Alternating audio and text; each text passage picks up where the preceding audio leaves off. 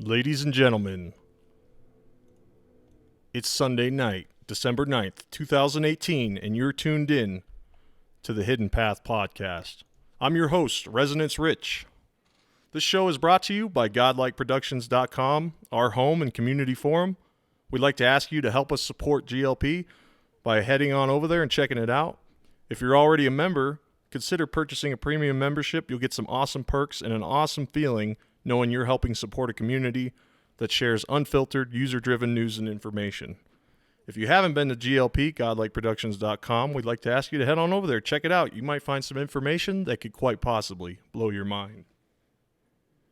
Tonight, we have a very special guest, Dale Pond. Dale Pond is a Renaissance man with a diversified yet general background in chemistry, physics, mechanical engineering, mathematics, acoustics, geometry, music, common law. His experience includes technical writing, farming, lecturing, corporate training, business, metal and woodworking, manufacturing, authoring of scientific and philosophical journals and books. The man knows his stuff. He's also the maker of the musical Dynaspheres, which will be part of our discussion tonight. At the leading edge of new paradigm thinking, he has been able to show that vibration, oscillation, is the principle underlying all things. Vibration oscillation is the connecting link between spirit, mind, and matter, the magic key for creating new experiences, worlds, and universes. So it is my great honor to welcome him tonight to the Hidden Path Podcast. Dale, thank you so much for joining me. How are you tonight, my friend? Very good. How are you, Rich? I'm really pleased to be here. Fantastic, man. I'm really pleased that you're here as well. And you've been on quite a journey, my friend. It's been unique. One, following John Keely's work, discovering many things along the way. Where does this journey start you, though? What initially led you down this path? Well, it's a long story. I hope we got some time here. We do. Well, we can go back to my childhood, about fifth grade or so. I was very interested in science. And in those days, in rural Virginia, where we grew up, there wasn't any science. I begged my mom to take me to the public library, which was about a 30-mile drive, and to get some books on chemistry, and they didn't have any. Wow. And it was a tremendous letdown and disappointment for me. And so I didn't pursue that very much. What was I going to pursue? So a few years later, in ninth grade, this was in the 60s, when the astronaut thing was starting up, and the moon and all that. Of course, anybody who had any kind of interest like that wanted to be in rocket science, I did. I definitely wanted to go to MIT and become a rocket scientist. That summer, my dad said, no, we're not going to do any of this stuff here. He's got 4 adolescent sons. The Vietnam thing was cranking up bigger and bigger all the time. He just got done exploring the deep state in those days, and he said, we're not going to do this anymore. So a few days later, we were in the middle of the wilds in Brazil. Wow. And, of course, that stopped any education. So I effectively was taken out of the ninth grade a week before graduation. And that was to go to Brazil? Yeah. To get out of the insanity, that was going on. Oh, yeah. And, of course, that led to all kinds of adventures and everything. We could do several shows on that just alone, but we're not going to do that tonight. And so years later, I came back from Brazil because I wanted to study. I really wanted to learn stuff. And I came back up here. I came to Colorado, and I worked for a newspaper, and then I did a few other things. Worked for a golf course as assistant superintendent, and a number of other things. I had my own landscape company, and then one day I was finding myself extremely unhappy. I was not a happy camper. And another long story, which we won't go into, I found myself in Virginia Beach, and and poking around the Edgar Casey thing, and got really interested in that. I mean, I found some really gems when I was there. Really just a brief visit. I went back to Colorado, and that winter, I think it was in January, I had a dream that was quite profound. And in that dream was this elderly gentleman with his shirt sleeves rolled up, and he had these great big huge sideburns, and he said, "Make my work appealing to the masses." Wow. Well, I had no idea who this guy was. Yeah. 4 months later, after that dream, I found myself, I had left Colorado because I was totally disenchanted. I mean, I was extremely unhappy, and I said, I need to go to Virginia Beach, and I didn't know why. And it was a calling. It was a calling. I was being called. In those days, I didn't know anything about any of this stuff. Yeah. So I was absolutely, totally bonkers, being drugged against my will across the country, and I had signed my house over to my mom, and I gave the business to my brothers, and they said, "Where are you going?" I said, "Virginia Beach." "Why?" "I have no idea." So I did, and I rented a room, and I hung out at the Casey Library because I love books, and I didn't have anything else to do. Yeah. I had no money, had no work. I had a really bad back. I couldn't do any work. And so I started poking around Virginia Beach. I drove up every street in that town. I looked at everything. I went through that library book by book, trying to figure out why the hell I was there. And I stumbled on this book, and I opened it up like I did every other book, and there's 50,000 books in that library, by the way. Wow. And I read a paragraph, and it was like I got hit by lightning. I said, "This is it." And I had no idea what it was. I just read it, and I knew this was it. And it was Keely's biography. John Keely's biography? Wow. By Bloomfield Moore. And when I got hit like that, it was just like fire in the belly. I mean, that's all I did, 24/7. Not 24/7, but that's all I occupied myself with, was to find more about this guy.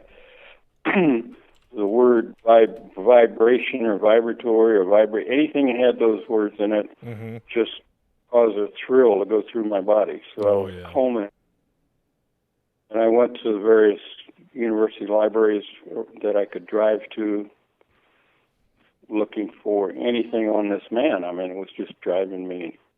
It was exciting. I mean, I was finally turned on. I finally knew what I was doing, or what I was doing, working after. Yeah, it's almost like you have a feeling of purpose. Like everybody has their own areas, and that was yours. Yeah, absolutely. I mean, this was it. This is why I'm here. And so that's what it was. For several years, that's all I did was dig after anything that even remotely resembled John Keely or vibration science or anything of that nature. And I mean, I just poured through countless libraries. Yeah. And I found these articles and this one book I pulled off the shelf, and I read it, and this guy said, I think I got the only notes that John Keely left.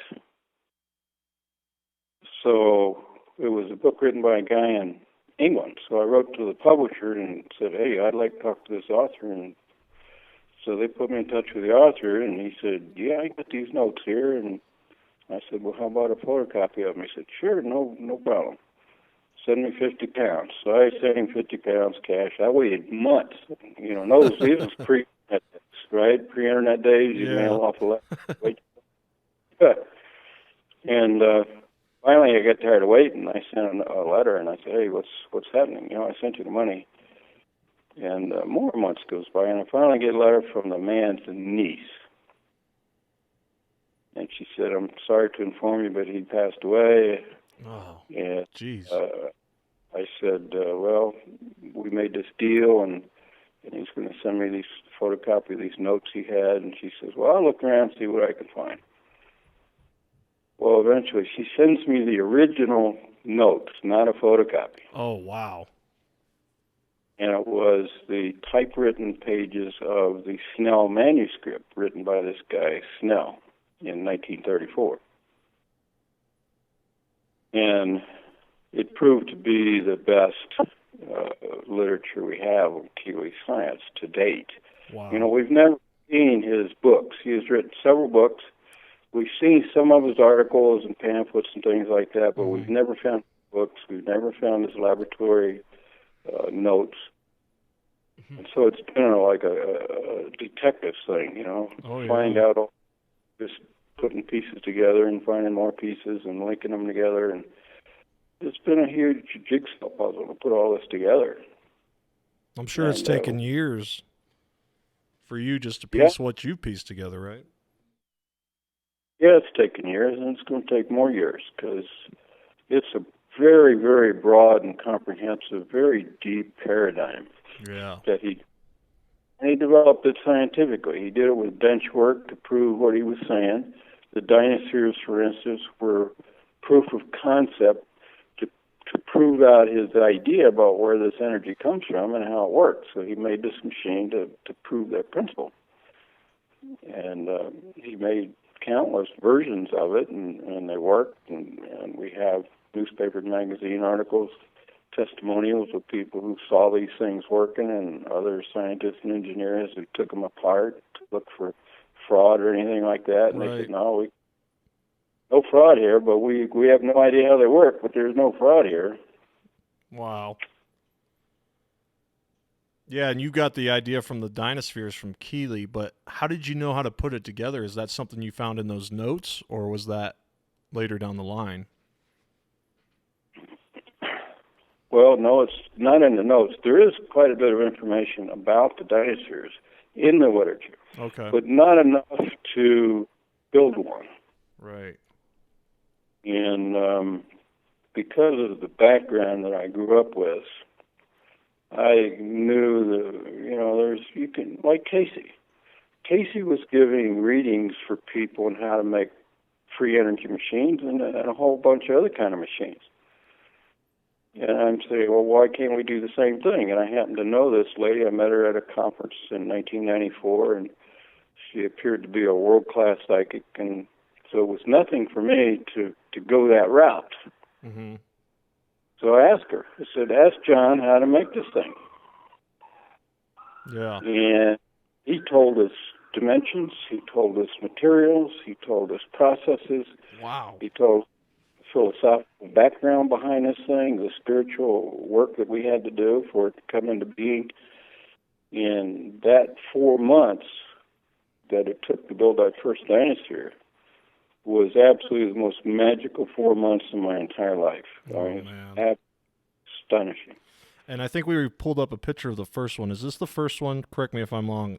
Did you name it Atlin? Is that the first one? That's correct, yeah. Okay. And that name is a construct. A for alpha, meaning the first. ATL is the old name for Atlantis, and the IN is the feminine. So it's a combination of those things. I see. Yes. Wow. And you said that was some of the most magical months of your life when you're putting this thing together. Can you describe that in any way for us? Like what parts of the process did you find to be beyond what we describe as normal life? I mean, obviously the device looks beyond anything we've ever seen. We got it pulled up here, but I mean, can you give us a glimpse into that? Well, he would give us, I was calling Dawn every day. Yeah. As I was building this thing.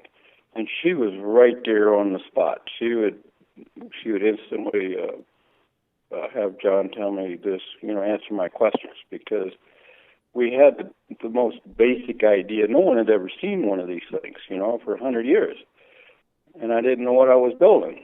I just had those old black and white photographs, so we had a general idea. Yeah. And so I was asking him all these details about, well, how do I do this, and how do I do that? Well, we can't find this, and how does this process work? And he was giving us chemical compounds that were used in the construction of it, which were just, to me, were fascinating, my interest in chemistry. And for instance, one day, and we were doing this without any money. Wow. We were begging and borrowing money, and we actually borrowed the entire machine shop to make this thing in, which is a whole another beautiful story of itself. The guy who owned it just had a heart as big as the building. But one day,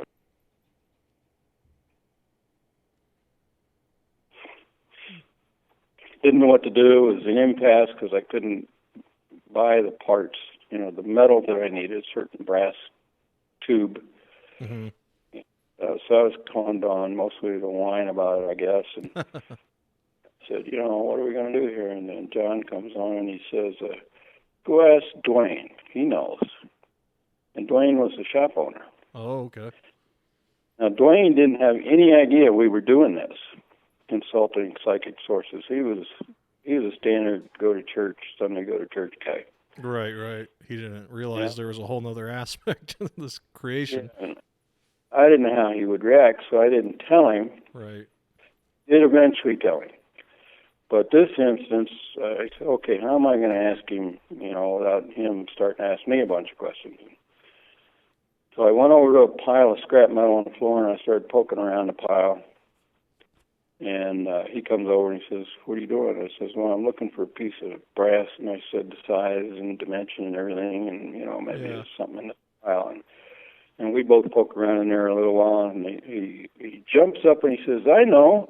And he hauls ass across the shop and out the door, and I'm up trying to keep up with him. He's a pretty tall guy, long legs. Across the parking lot, into the neighboring lot, and there's this other big building there. And he whips out this huge keychain. Must have been 100 keys on this thing.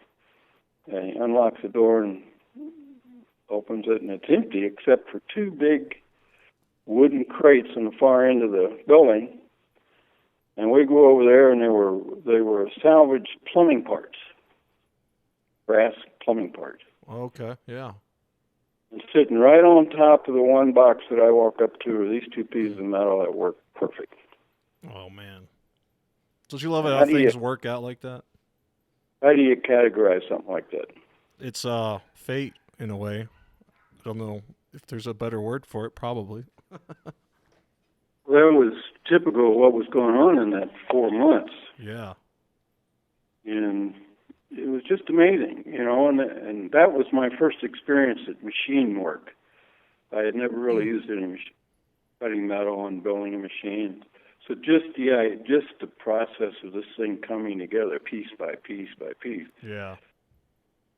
And during the early part, we had 10, 20, or 30 parts made. When you make a machine like that, you're not really making a machine. What you're doing is you're making a lot of parts. Yeah, right. So they were sitting on top of the workbench, and we hit one of those impasses again. So I called Dawn. I said, okay, what's going on here? And blah, blah, blah. And she goes blank. She can't answer anything. And that was shocking because she's never blank. She always right there on the money.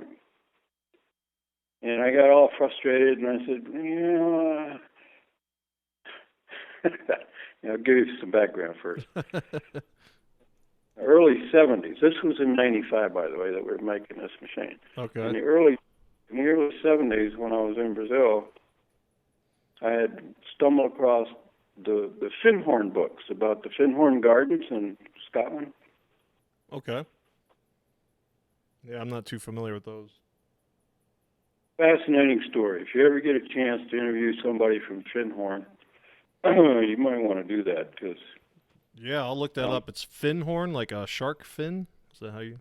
Yeah. Findhorn. Okay.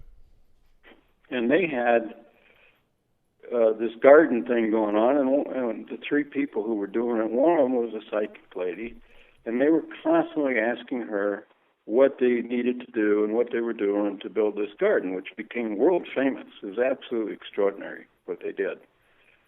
And that popped in my mind when I'm talking to Dawn and she's not getting anything, you know. And I remember at Finhorn, and I said, well, ask the process, ask the project. Yeah. So she did. And bam, this Atlan personality came through. Wow. And gave us the most beautiful psychic reading I think I've ever seen. And it was all about the project and why it was happening and the purpose and our involvement and the way we should be with it and everything. And that she was going to be incarnate, if you could use that term, right, into this machine. Wow. I mean, it was just almost a shocking, electrifying experience. Yeah. I would say so. From that point on, it shifted to a higher spiritual level. And then eventually, you know, there's more stories, but that's how it came to be. And I believe, looking back on my own personal history and my youth and what was happening to me when I was young and everything, I'm pretty sure I came here to do this. It seems like that. Yeah, there's some people, they try to find their purpose, right? And man, if your purpose is anything, it's for this, because you've done it well, my friend. You know, looking at this machine, the Atlan, just looking at it, we got the image enlarged here, and it's like some serious machine work gone into making this thing. Is that globe made out of brass itself? Yeah, it's a hollow brass sphere. I didn't make the hollow brass sphere. We had a very large machine manufacturing operation. I think it was in Wisconsin, make that for us. Okay. But everything else we made in Dwayne's shop. Wow. So. And I remember listening to an interview with you, and you had said that you guys at first thought you were making a free energy device, and you eventually took it to a conference in Denver, an energy conference. Is that correct? Yeah, that's right. 96, the following summer. Is that like the churning point where you started to describe to us the story with the women holding their hands out like they're around a campfire? Oh yeah, it was an extraordinary, one of those electrifying experiences again. It was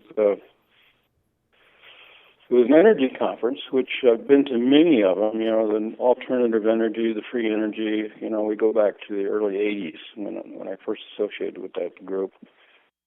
And the Dynasphere is supposed to be a free energy machine. That's what we thought we were making. Right.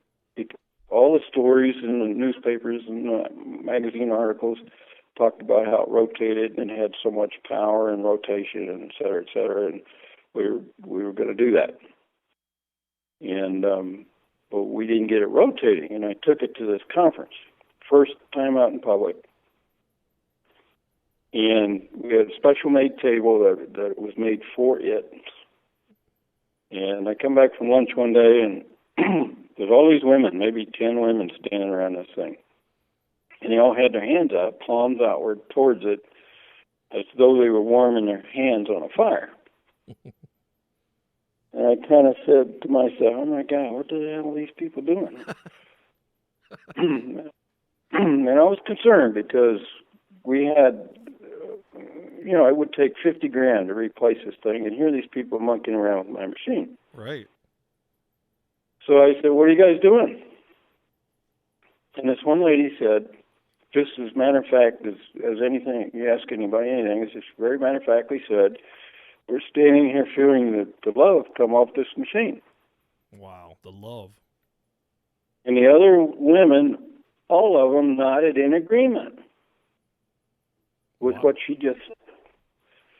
And it shocked me because love, where's that in the equation? You know, that nobody said anything about that. What's going on here? And it was like my whole life flashed in front of me. Wow. And because it took me in a direction that I hadn't thought about, wouldn't have considered if somebody said anything. If they hadn't have done it just the way they did it, it wouldn't have impacted me. But it hit me to my core. Yes. Unexpectedly. Yeah, I mean, a whole bunch of women all agreed to what this woman just said, that they're feeling the love come off this machine. Wow. So shortly thereafter, I had it in a center in Tulsa, and they've got a fairly decent metaphysical community in Tulsa. And this person who owned this house, who invited me into her house, was part of that community, and she invited those people. Mm-hmm. And I told them about the women feeling the love and everything, and I said, I don't know what the hell they're talking about. I have no idea what they were talking about. You guys are going to be guinea pigs. If I want you to be around this machine, and if you feel something, you tell me what it is. I'm basically going to stand in the corner and observe whatever it is your interactions are with this device. Right. So I basically did that. I stood in a corner for several months, and we had these meetings like once a week. And these people started interacting with this device. It was, I'm sitting there with my eyes wide, wow, looking at all this stuff going on, and I can't believe what I'm seeing, and I don't understand anything that I'm seeing, and so I started buying books on love. If it had love in the title, I bought it. Now it was videotapes, the Bruce Gag stuff, and anything I get my hands on. And over a period of time, watching these people interact with the machine, I began to formulate a paradigm that would explain what I was seeing, what I knew about the machine, mechanically speaking, what I thought I knew about the Keely philosophy. Mm-hmm. And so we pieced together this wonderful paradigm. And some of the things we saw during those months was we saw spontaneous healings of every conceivable kind. Wow. We saw people becoming euphoric. We saw people awakening up. And so how do you condense all of that into a paradigm that makes any sense? Right. When you talk about scientific discovery, that doesn't really fall in line with common knowledge of scientific discovery, something to do with love, right? Yeah. But the problem was I was trapped because I had built this device, and I was bringing it to the world, and I couldn't turn my back on what I was seeing going on. I had to come up with some kind of answer for it. Yes.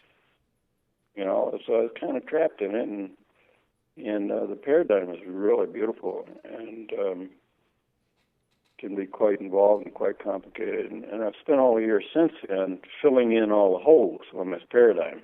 Mm-hmm. And it's truly extraordinary. I mean, the nature of healing. Who knows what the nature of healing is? Well, you talk to Quimby. You know about Quimby? Phineas Parkhurst Quimby?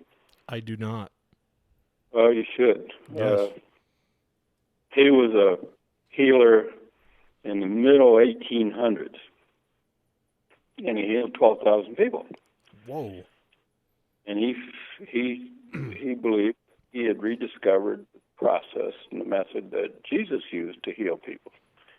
And one of the first people that he healed was Mary Baker Eddy.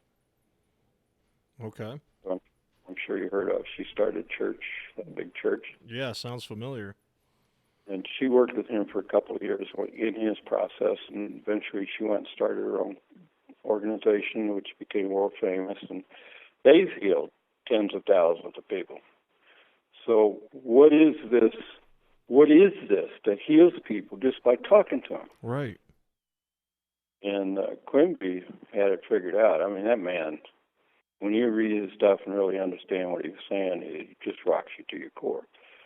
Yeah. Well, he's saying basically that we become ill and diseased as an effect of our thinking. So if we correct our thinking, right, we correct. And it sounds like the placebo effect. Well, it is a placebo effect, except that the placebo effect has no time around it. It's just an anomalous thing, and they label it placebo. Well, if you dig into that phenomena, why does a person get healed with a placebo? Right. I mean, let's not ignore stuff. Let's ask the hard questions. Yeah, exactly. They're healing themselves somehow, right? Yeah.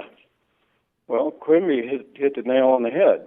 And when you're studying vibratory physics, like we are with the Dynaspheres and Keely's work, how does that translate into vibratory physics? Well, if you've got discord, you've got disease. And Keely even said that. He said harmony is health and discord is disease. Wow.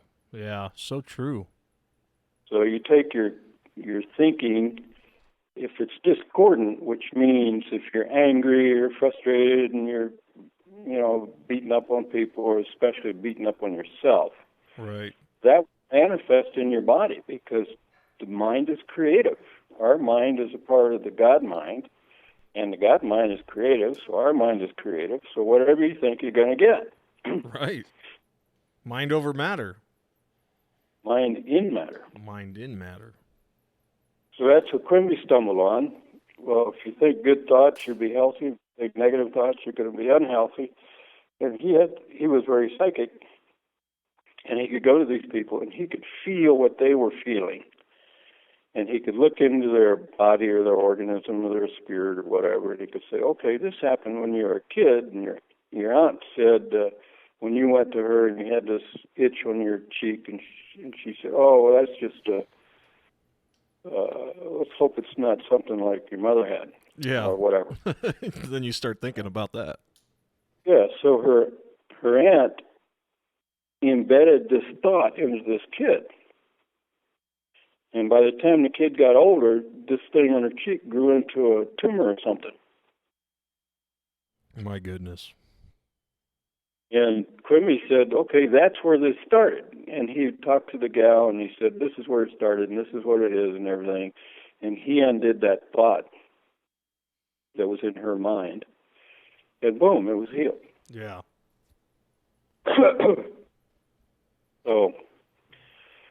Well, that's a fascinating take, too, because we've heard that a lot from a lot of other sources as well, is that negative thought patterns can lead to negative physical effects, and that the power of positive thinking can lead to overall physical health.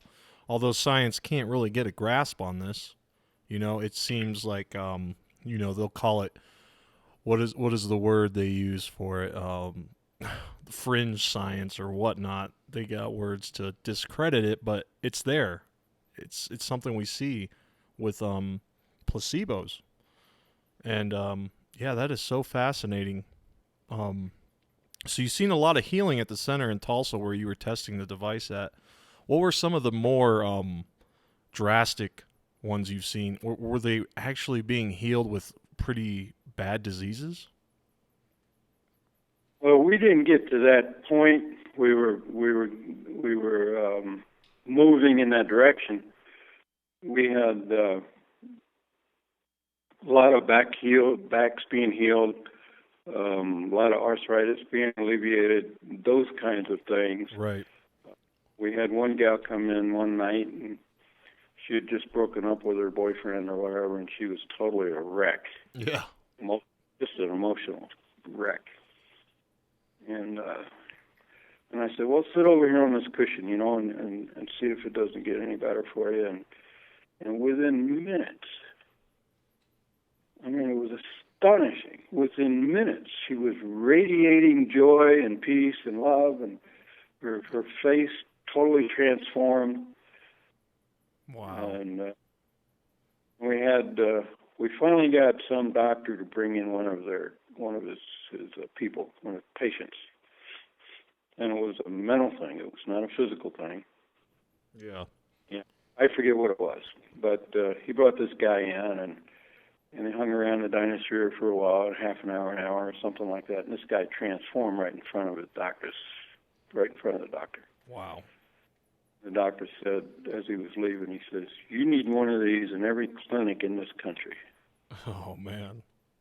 I said, well, help us do that. And of course, he didn't want to help that, but there's another problem we're running into, and anybody who's, I've tried to downplay the healing thing a little bit because there's the big, bad, nasty AMA out there. Mm. And if you're healing people without drugs and their process, they're going to be upset because why? They're losing money. It's all boils money. It's big Well, business.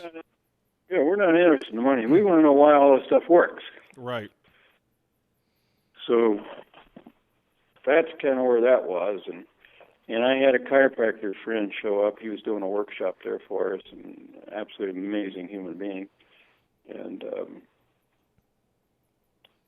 he said, I gave him a photograph, a big glossy photograph of Atlin.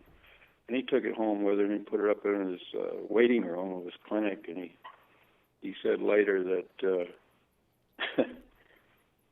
the healings and things that he was doing to people became smoother and easier and quicker, and he wasn't dumbfounded because he knew what was going on. Yeah.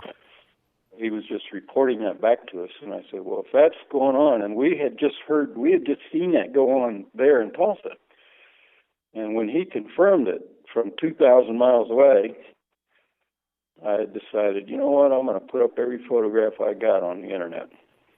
Because if these photographs are having that much power on people, then I want them out there. It's a definite, it's an evoking presence looking at that machine. Even on the internet through my screen here, just looking at it, it is something else to behold, for sure. And we've had other people say that too. They look at the pictures on the internet, or they print one out and hang it on their refrigerator, and then they talk about how the problems they had were being resolved. And all it is this love thing. Well, what is love? Love is harmony. Love is peace. And when you're in a loving, peaceful state, your physical body, your mental body, your emotional body, you're going to be healthy. Yeah. But more importantly, loving yourself, correct? Yeah, being in love with yourself, treating yourself with TLC. That's the big ticket. Yeah, being content with who you are. Yeah, stop beating yourself up. Stop feeling guilty. Stop feeling all these nasty things. Maybe we did something 5 years ago and we're still feeling guilty about it. Right. Well, let go of all that stuff. You couldn't help yourself when it happened. You didn't know any better in those days. And today, your task is to be at peace, deep peace. The deeper, the better. Yeah. Because that will heal almost everything. And when you get into this physics, that deep peace is perfect harmony, perfect concord. Well, that's what some people refer to as God. Yes. So they talk Prince of Peace with Jesus. Well, he went around healing people. He didn't do it with chemicals and pharmaceuticals. By the way, while we're on that subject, and I don't want to get too far into this subject, but a book that came into my hands about 3 or 4 months ago called Christ Speaks. Christ Speaks? Wait a minute. Christ Returns, Speaks His Truth. Put that down here. And it's not by accident that this book came into my hands at this time. It's not a channeled book, but the lady who wrote it was using the same process that Dawn uses. She just it's like when you're standing there with Dawn and she starts talking to spirit, it's just like you're having a conversation with me and you standing there. It's really right. Open. It's really way open, and you should have her on your show too. She is absolutely the most remarkable person I think I've ever encountered. Are you talking about the author of this book? No, Dawn Strange is the lady I was using. The channeler. Okay, yeah. And so this other lady who wrote this Christ book, he dictated this book through her. Wow. And he said the purpose of this book is to set the record straight. He said they didn't get it right when they recorded what we did 2,000 years ago. And he said a lot of problems with what took place in those days, but the big one was everybody was Jewish. And they would not go against their traditional Jewish teachings and everything. Right. So they modified what he said when they wrote the Bible. Right. And they've probably been doing it ever since. They've been doing it ever since. So he said, this This book that's coming through now, which is 221 pages, is to set the record straight, tell you exactly what happened. I mean, absolutely. When you come from the background I'm coming from, and you read this book, it's the most astounding thing you ever read. I would love to read it. I'm going to get a copy because I've read a lot. I've searched myself, you know, and you see that in the Bible where, you know, you're right. They did hang on to the laws of Moses, you know, really hard. Some of the old laws, the little specific laws and stuff like that, and they didn't understand what Christ was talking about, right? I mean, that's right. They didn't understand what he was saying. They didn't understand what happened to him when he got baptized in the river. There, he woke up. Right. He went out in the desert. Yeah, he went out in the desert. 100% woke up, and he could see all the stuff that was going on. And in this book, he explains all that experience and the process and everything. And then he finds his way back into camp, and he finds his disciples, and he starts healing all these people and everything. And with the background from reading Quimby or Mary Baker Eddy or the Casey material or the Keely material or the Walter Russell material, it's all the same stuff. And they're all saying the same thing. Peace and self-love. I don't mean narcissism. I mean you just love yourself like self-a-hug type love. Right. That's what heals. That's the only thing that heals. Wow. Now all this medical stuff that we got going on today, that treats symptoms. Okay, it might be fine. We need to treat some symptoms. But if you want health and healing, self-love is the only thing that works. Yeah, and you know, one of the interesting things about the story of Jesus is that when he would heal people, they would come up, they would search him out, and they would find him. They would just want to touch his clothing. You know, part of it was that they believed a lot, you know? And I think he even said that a few times. You believe, your faith has healed you. Go. You know, obviously they needed his intervention, but a lot of it was their belief too, right? Yeah, well, you have to let go of what was causing the illness. Right. If they don't let go of it, then, you know, he might heal them, but they'll go right back to where they were. And we even saw some of that with Atlan healings and the Quimby people. Quimby talked about that, and Mary Baker Eddy made a big deal out of that. He said, unless these people are really, really ready to let go of what they're hanging on to, I'm not going to touch it. Yeah. Because she healed them, and they go right back to the same old crap they were in before, because they didn't go through with that thought process. So it's all about mind and thought. So that brings us back to the Dynasphere. Okay, this thing is pumping out this love energy, and pretty near everybody can feel the energy. I've only met 2 people who couldn't. Only 2 people, huh? Yeah, one was my mother. Oh, no. She didn't know what to make of it. And the other one was this engineer friend, the most competent engineer I ever met. The guy was a dream for engineering. And he just couldn't bring himself to feel this energy. But he could stand off in the corner like he did, literally, and he watched people around this thing. And he came up to me later and he says, my God, you wanted an energy machine. Well, you sure got one now. Well, yeah. So he could see what was going on. He just didn't have a paradigm that would allow him to believe and understand. Yeah, and part of your gift involved in all this is that you had the open-mindedness to go this route. After the energy conference in Denver, when the women told you they're feeling the love, some people would just be like, these women are crazy. They're on too much whatever they're on, you know. Well, you had the humbleness and the open mind to say, hey, maybe they're telling the truth. Maybe there's something here I haven't seen. Open-mindedness can lead the truth too also. And that's what, you know, led you further down the path, I imagine. There's another factor there, and it's called honesty. You know, I'm seeing this thing. I'm seeing these women say this. I'm seeing them, you know, with their hands out and everything. And I have to admit, okay, I'm seeing this. What is this that I'm seeing? And you have to follow that through. You know, If you're going to work, how can you invent something new if you're only existing in your mind in what is or what was? You have to be open to stuff you never heard of. Exactly. Some people can't even go there. Most people won't because it scares them. Yes. You know, they're terrified to let go of the dock, so to speak, and sail out there on an unknown sea, or the unknown, but that's where I revel in. I love it.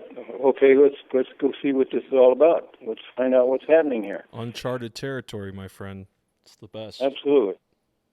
So I jumped in with both feet. And, I mean, some lady comes up to the Dynasphere and she starts interacting with it, and this, like she would with a baby, you know, the cooing and the ooh and ah and all that. That is so crazy. What are you going to say to that? You can't say everybody does that's crazy and nuts and wacko. No. You say, what the hell's going on here? Right. And you got to follow it through. You got to follow that question and all the other questions that pop up when you start pursuing that. And you can't back down. Hey, I made this thing. I'm committed. I got to figure out what's going on here, and I can't just shove it off to the side like standard science does. Yeah, I mean, in a way, you got to go where the river takes you. And you had said that you had only met 2 people that couldn't feel it. How many people have come in contact with this device that you know of? I mean, just rough generalizing a number. It's got to be in the thousands. You've taken this thing all over the place, right? Yeah, it's in the thousands, and it's probably could be in the millions with the photographs on the web. Right, exactly. So here's the thing. See, we got this machine that's pumping out all this love energy 24/7. And over the years, I made 6 more, so there's 7 altogether. And they're all sitting there pumping out energy, and each one, successive one that I made, had more energy. And what they're doing is they're modulating the noosphere around the Earth. And the noosphere is the composite thought energy of all the people on the planet and the thought energy that is the planet, etc. So we're pumping out love, the purest form of love, into this world mindset. Right. And that's having an effect. I mean, I can't point to any one single thing and say, see, this is a Dynasphere doing this. But you can look out there in the world and say, okay, there's chaos everywhere you look. But if you stop looking at the bullshit and you say, okay, these people over here are living in peace, and these people are running their farms, and they're in peace, and these other people are running their business, and it's all peaceful, and there's peace everywhere. Right. You get your nose out of the television. Well, that's what I was just going to ask you, is what's the flip side to this? Do you think there's nefarious forces building devices that have the opposite effect of this, that don't create peace and harmony, but create disharmony, chaos? Television? Well, your TV, your television. Well, yeah. I mean, look, I stopped watching television back in the 70s. And, well, that's got to be good for you, I'm sure. We started recently ourselves, and just, so many pharmaceutical commercials too. You almost feel like there might be something wrong with me after that commercial. I might have to go talk to my doctor. It's always like there's something wrong with you. That's exactly right, because they believe they pump this thought form out there that you're ill, you're sick, or whatever, and only this drug or only this capsule or only this or that is going to fix you, and right. And you got to do what your doctor says, and they're constantly telling everybody that there's something wrong with them. I mean, just look at the news. Yes. There's something with all these people, and the only thing that'll fix it is psychiatry or the medical people. We got to start this government program and do that government program and put all this crap in the schools and take care of all these sick people. And they're constantly telling everybody there's something wrong with it. Well, I'm here to tell you that at your inner core, you are as perfect as the day that God created you. That's beautiful, Dale. It's only the outer thinking, the ego thinking, the intellectual thinking that runs contrary and creates the discords, that creates the illnesses and the chaos we're seeing in society. But if everybody meditated, it'd be over. Poof, just like that. Wow. And that's why the churches and the medical industrial complex is against meditation and all this new stuff, because we're teaching this new knowledge. Because wait a minute, guys, in my inner core, I'm just as perfect as the day it ever was, and it's just this outer belief system that I myself created that's creating this mess for me. I'm talking figuratively, of course. Right, right. And when you come to realize that, then you got to stop and you got to say, whoa, wait a minute, what am I doing here? And then you start to learn about peace and being calm and staying away from all the noise and the chaos and the aggravation of the televisions and the news broadcasts and maybe you got some friends who are off the wall.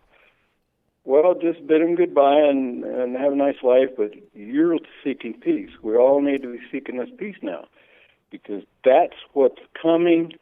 That's what this physics is all about. The physics teaches us in the physics realm, in these machines or through these machines or similar machines, but it also proves to us, it's a strong word, prove, it demonstrates to us that we are the same thing. And the physics of vibratory physics answers all this stuff. Yeah. The Newtonian physics that's out there is it's good because it's engineered the entire society that we got now. But the Newtonian physics can't go where this physics is. Well, Tesla had said that if you want to find the secrets of the universe, think in terms of energy, frequency, and vibration. And that's a lot of what these machines kind of resemble, right? Is this energy? That's all this thing is. Energy, frequency, and vibration. Now, Russell used to say all the time that in the wave lies the secret of the universe. Well, what does that mean? Well, a wave is a vibration. So you start digging into vibratory physics, which is what he's talking about. Right. And you start discovering that, oh my gosh, everything we're seeing in vibratory physics is exemplified throughout everything in life. Yes. I mean, this is a unifying physics. And it's really strange that it's not more prevalent than it is, but we're making it so. Yeah, and one of the problems right now, I think, in science is that, we have the relativity, and then we have the quantum world, which scientists find to be, spooky or weird, and, we're trying to get a hold of that and unify it all. And you think this is the unification, this is the description of that, the quantum world? Yeah, it unifies things, more fields and more things and more fields than anything else I've ever seen or heard of. Right. Now, in standard science, there's two basic fields of physics. I mean, there's many fields, but there's two fundamental fields. One is the Newtonian field, which is a 3D world. Mm-hmm. We all deal with it every day. The other field is the quantum physics, quantum mechanics, quantum physics, the unseen world, the part we can't see. Right. Subatomic. Yeah, subatomic. So the vibratory physics bridges both of those fields. I mean, they say in the standard literature that Newtonian physics can't talk to quantum physics, and they don't make sense to each other, and they maintain their separateness. Yeah. Well, when you look at everything as a vibratory phenomena, then there is no separation. They're all just one big field. Just a vibration, a big, giant vibrational universe. Every single thing vibrates and oscillates. If that's true, and it is, then what would we not learn if we studied the physics of the vibrations and oscillations? We would learn how it all, because that's all everything is. Yeah, and one of the things that I find is that, I didn't learn about Tesla in school. Obviously, I didn't learn about John Keely. But as an older person, as an adult, I go back and I research this stuff, and it's like, man, the late 1800s, even the middle 1800s, early 1900s, what a magical time when all this was coming out and all this discovery. And it seems like, I spoke with you earlier before the show about this, that it seems like that's kind of faded off a little bit, that they knew more probably back then or had better theories than we do now.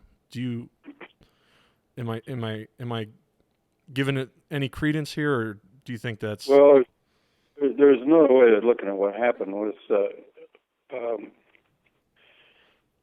from ancient times all the way up until 1888. Now I'm going to name the year. Okay. Everybody was studying everything. They call it natural philosophy. So when the quadrivium, mathematics, music, astronomy, and I forget what the other one was. But anyway, everybody studied all these subjects as one big study. And it epitomized in the life of John Keely. Now, so they were studying abroad. They were studying many fields. All these people. Yeah. And Tesla comes along, and many other people. There were a lot of people working with electricity in those days. Oh yeah. And they figured out how to do the electric thing, and they built the dams, and they started running wires, and they made motors and electricity. The big deal. And the schools and universities and everybody said, okay, this new growing industry needs electrical engineers, so we're going to start teaching electrical engineering and the fields that support that, like mathematics, etc. So that the general education that everybody's getting up to that time period stopped and became a very specialized training. Right. So instead of having people coming out of universities with a broad knowledge, now they came out knowing how to build electrical stuff. Right. And not much else more. Right. Right. So that's what happened. And some people who've done the study have traced that time when that happened as 1888. Right. And then on top of that, to exacerbate a bad situation, a bunch of people came in. These were the robber barons at that time period. And they said, well, we don't know what they said, but what they did was they went through the entire education system of this country, and they stripped out all the old educational forms, the broad education and everything, and they brought in this new specialized education. Wow, I believe it, yeah. There is no proof for that. Yeah, well, we got that knowledge from a report that was done by Congress. Congress did an investigation into this phenomenon. Apparently it was a big deal at the time. And this is what they found out, that they'd gone in there and they stripped out the libraries and they stripped out the schools and they brought in the specialized knowledge, and the old broad educations that they had stopped. Wow. So it didn't happen by itself. There were people out there There's nefarious forces at work here. Oh, yeah. So there you go. Yeah. Just going back a little bit, when I had done my research into Tesla, I came across something, and I cannot remember where I found it. I don't know where it is, but it was supposedly a testimony from Mark Twain, which was the famous author back in the day, who was friends with Nikola Tesla. And he went into Tesla's lab. I think it was his lab in New York, not his one here in Colorado, but his one in New York, where he came in contact with this vibrating machine. He described it, some kind of machine. When he got close to it, it gave him a feeling of euphoria. And I'll never forget him describing that, as if the machine had done something to raise his feelings inside to euphoric. And you had said earlier with your testings in Tulsa that some people would experience euphoria. That's a fascinating correlation there. I feel like some of these machines, like maybe something Nikola was into, obviously a lot of the things John Keely was into have been stripped away as well, along with the education. Well, yes. I haven't studied Tesla to the degree that I've studied Keely. So I can't comment on that type of thing. But I do know that Tesla studied Keely. He didn't like him because he couldn't really read what Keely was saying. Yeah. But he got a lot of ideas from Keely. Right. And what you're describing might be one of them. I don't know. I haven't read it. I don't know anything about that. But, yeah, it does euphoria. So that brings us to the other side of this equation, which we haven't even talked about. and that's mind force. Mind force, yes. And we have embedded, so to speak, mind force into the Dynaspheres, and that's partly why what people are reacting to. Right. And what time along your journey did you start to notice this and start to take interest into this, noticeable mind force that we all are living in? Was this in Tulsa when you were in the corner, quote unquote, watching? I'd have to say yeah, because there were indications of it in the readings that Don brought for us during the construction period. Yeah. But it didn't mean much to us because we were building a free energy machine, right? Right. But in Tulsa, one night, we had two psychic ladies there. And one of them said to me, she said, "You're working on something bigger than you could ever imagine, bigger than the universe." Wow. And it mystified me because Yes. I didn't know what she was talking about. And I thought about that and thought about it and thought about it and thought about it. And I said, well, it has to be mind because that's the only thing bigger than the universe. Consciousness, yeah. Consciousness, yeah. So that began another, big adventure to discover, okay, what's this mind force? And, when we were talking about the healing, where you're thinking negative thoughts and everything, Right. that's mind force. Yeah, it is. Okay, it's all mind force. Everything is mind force. When you get right down to it, when you sort it all out, there's only one thing that exists in the universe, and that's consciousness. And in my lecture in 1994 in Milwaukee, which is where I met Don, by the way, I showed how atoms are made of mind force. Wow. And I knew this stuff back then before we ever made the Dynasphere. I just didn't connect all the pieces, you Right. know. So over the years, I've been connecting pieces and finding pieces and digging for pieces and piecing this puzzle together. And Russell says mind is the beginning of everything. And Keely, when you start understanding it's about mind, and you go back and reread the Keely stuff, okay, he's saying the same thing. It's all mind force. And then Quimby says, well, your whole life is an effect of your own mind. How you use it. If you use it in a bad way, you're going to have a nasty life or a nasty body or whatever. So everything about your life is an effect of your thinking. Right. So it all goes back to mind force. So anyway, we got this Dynasphere pumping out love. Well, love is an attribute of mind. Yes. You can love somebody, you can hate somebody. So it's all an attribute of mind. And every single attribute, I'm starting to run out of words here. That's okay. Ask me another question. I've lost my train of thought. That's okay. Yeah, I mean, we see that a lot with, like you said, love is an attribute of mind force. It is.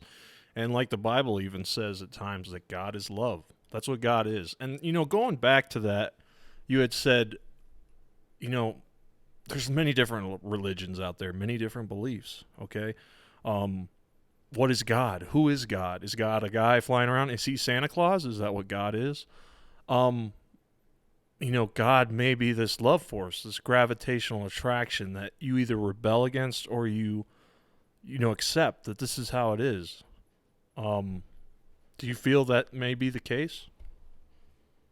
Yeah, and using different words. This Christ book clears that up. I mean, he really clears it up. He Wow. says, I don't want to use the word God in this book. Right. But he does. He does here and there use it. He says it would be better to think of this God thing as universal consciousness. Okay, yes. It's a consciousness that is everywhere, present, everywhere, all the time, and you have access to it because you have consciousness, and your consciousness is just a part of that consciousness.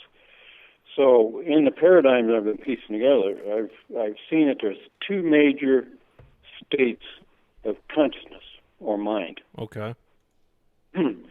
The first is what I call undifferentiated mind. It's whole mind. It's not polar. It's the mind of God. Right.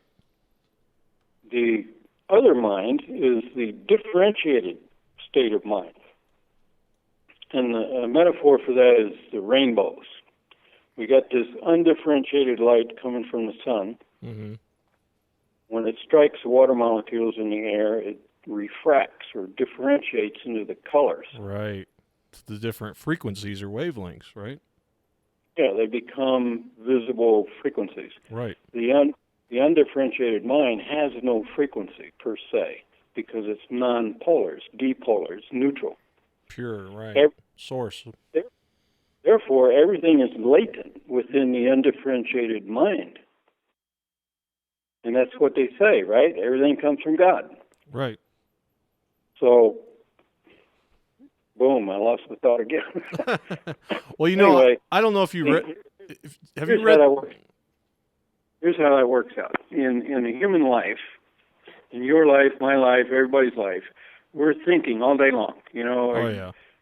Got to get breakfast going, or Yeah. pay this bill, or do that, or whatever. That is polar thinking.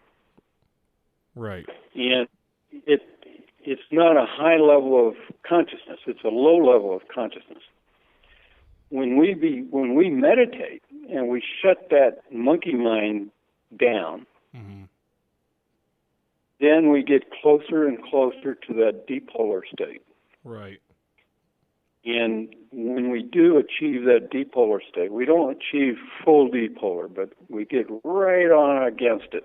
And that's the Christ consciousness. That's where Christ was speaking from when he wrote this book. Right. And even like a newer book, like the Book of Thomas, which is supposedly sayings of Jesus, he says you have to make the two one. You have to marry the two together, make the two one. And some people are mystified by that. What is he talking about? Well, that kind of resonates with what you're saying. Our dipolar state of consciousness needs to become one. Yeah, it means neutralizing the polar state. And you do that by meditating and seeking peace and being peace. Yes. All you got to do is be. And when you do that, all this polar nonsense stops, and then the effects of it stops, which are illnesses or problems in your life or problems in your family or business. So we have to constantly go back to that dipolar state, and it's a simple process, meditating every day. Yeah. And that eliminates the effects of this discordant energy that you're broadcasting when you're in a thinking state. Right. I mean, this is just basic physics when you come at it from physics. Right. There's nothing mysterious here. There's nothing outlandish. It's just common sense. Yes. And common sense is not all that common anymore, it seems like. There is a lot of chaos. I've had a lot of guests on the show, and I've asked them some of them this question. I want to ask you, the way the world's going right now, the way we see things going, do you think we're headed towards an event? Do you think we're headed towards, I guess I would say, a paradigm shift? Do you think these machines, this knowledge that so many have, no longer remembered, do you think this is part of it? Yeah, we're in the middle of the greatest paradigm shift humanity's ever known about. Now, having said that, it's going to be good when this thing unravels. On the other end of it, it's going to be wonderful. Yes. But in here and there is going to be total chaos. Well, yeah. Every new birth, there's tremendous pain, right? Well, no. Well, there is that, but what's happening in this chaos we're seeing around the world right now is the old paradigm is dying. Yes. And it's going to disrupt every system that we've ever built. Right.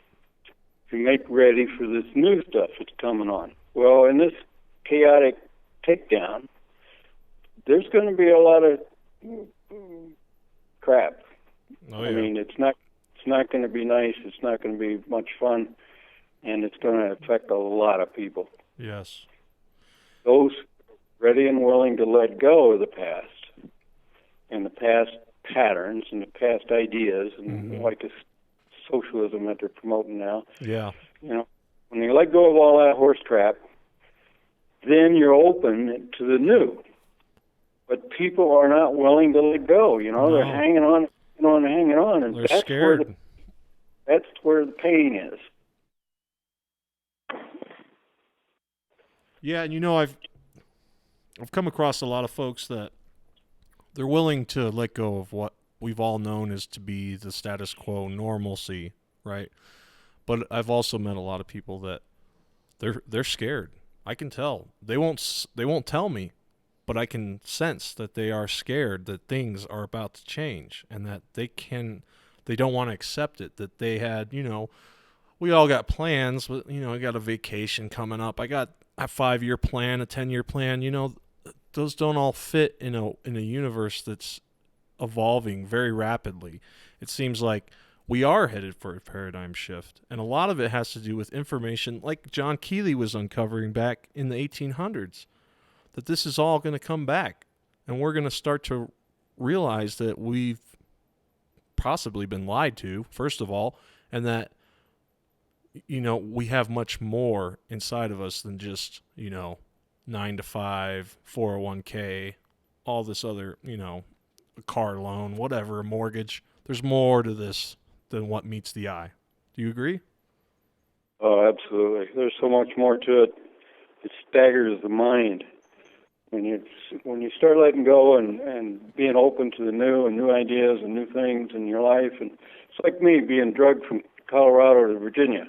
Yeah. I drugged my feet all the way. I had my heels dug in. I was fighting it every inch of the way. And if I had known then what I know now, I would have been exuberant. I would have, oh my God, I'm, all new stuff. Right. Yes. And it's going to be great. It's like that picture on Facebook that pops up every now and then. This woman and a kid on the front seat of a roller coaster. And the woman is all excited, about how great this ride is, and the kid is just cringing in fear. Right. Yes. The meme is that your higher self is trying to lead you into the future, and you're sitting there cringing in fear, like I was. He said, "No, there's no reason. There's nothing to fear." Wow. Yeah, that's a great analogy too. There's nothing to fear. It's going to be great. You just got to let go of everything in the past, including the memories that create our illnesses, and grab for it, because it's exciting. And if you could see what I see in my mind after studying this for 40 years, you would be exuberant. You'd be so excited. I'm already exuberant, Dale, just speaking with you. It's a big pleasure of mine. Going over some of the other talks you've given about John Keely and some of the things he invented, we're talking about wild ideas here. One of them, you had mentioned, he had a machine, and he would go to the other side of the room and draw a symbol on the wall, and this machine would start up from that. That just blows me away. Can you describe that for me? What is that? Is that mind? That's mind matter, obviously, and mind force and symbology somehow? Yeah, well, all it does is it sets up the symbol you do is just a trigger for his thought patterns. And when the thought patterns were in a certain configuration, which the machine was tuned, the machine responded sympathetically. Okay, yeah. It's like Dr. Emoto's experiments with the rice, with the rice experiment. And he said, well, write thank you or I love you or something on one bottle, and the other bottle, write but I hate you. So you're just triggering thought patterns. Yes. And those thoughts have effects. And Keely understood those energies enough to where he could build a physical, mechanical machine to respond to that. Wow. You see, there's no mystery here. There's no mystery. Yeah. It's just you haven't thought it through yet. Right, and it seems like a lot of the times, when we talk about television and pop culture in a way, society, it seems like they're not only trying to divide people, but also trying to confuse them and make them think that, it's not all as mystifying as you might think it is. That this place is just, normal, and it's not that way at all. And the other thing too is there's always going to be something wrong with you when you're watching television. Everybody's perfect on television. Their lives are perfect. It's like going on Facebook. Nobody's going to show, oh, we got in a fight last night with my wife. Here's the pictures. I threw a lamp against the wall. They're not going to show that. It's all perfect. But you have to accept yourself for who you are in the end. And I think that's probably what a lot of people are afraid of. Yeah, the only person you have to deal with is not your spouse, not your kids, not your neighbors, not the government. It's yourself. Yes. Finally come to that resolution, that thought, and you realize, oh my God, I am in charge of my life, your universe. Right. So yeah, they've been there.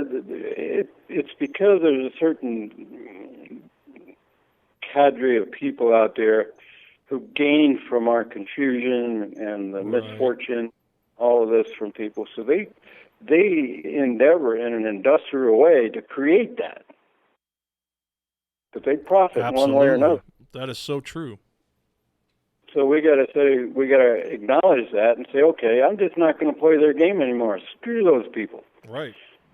I'm here to find my peace, establish my peace, and that peace will spread from me to my family members, if I had any. I don't, and my neighbors and the people I live with and associate with, and it'll spread out into the world. And if 10% or maybe even 1% of the population did that, it'd be over for the bad guys. Absolutely. I agree 100%. It's unfortunate, though, because they wield a lot of control over people's minds. There is this belief factor that, it's not that you don't believe, you doubt, but you believe more that it's not possible, right? That they wield this belief that, oh, you better fear this now. This is the new thing to fear. And, how many minds are really under their control? Well, you know what the Stockholm Syndrome is. Yes. Well, what you're talking about is the Stockholm Syndrome applied to the entire planet. Scary. So they have beat up everybody. They have indoctrinated everybody. You take a little kid, 6 years old, and stick him in an indoctrination school, Yep. and you indoctrinate him for 12 years, and you don't bend the rules, and you don't step outside the lines, and you don't do this, and you don't do that. We are the experts. We are the authority. We tell you what to do, when to do it, how to do it. And then they do this peer pressure, which now they call political correctness. Right. So everybody is self-regulated to stay in the system. Yeah, it's a peer pressure thing, totally. Yeah, so you have to say, no, I'm not playing the game anymore. I am me, and I have to follow my path, and I'm going to do my thing, and the hell with all you people, and all this crap that you're promoting and pumping into everybody, and my neighbors and friends and family, says, I'm not doing that anymore. Yeah. And we have to stand in our own center. We have to become centered, and that's what the Dynasphere does, by the way. It centers those people. And let me explain this healing process to you. Sure. The Dynasphere is sitting there pumping out pure, undifferentiated love. It has no agenda. It's not zapping anybody. It's got no purpose other than to be this love that it is. Right. So when a person comes up to it, they start to feel that. And they say, subconsciously, they may not say it verbally, they'll feel that and they'll say, oh my gosh, I know what that is.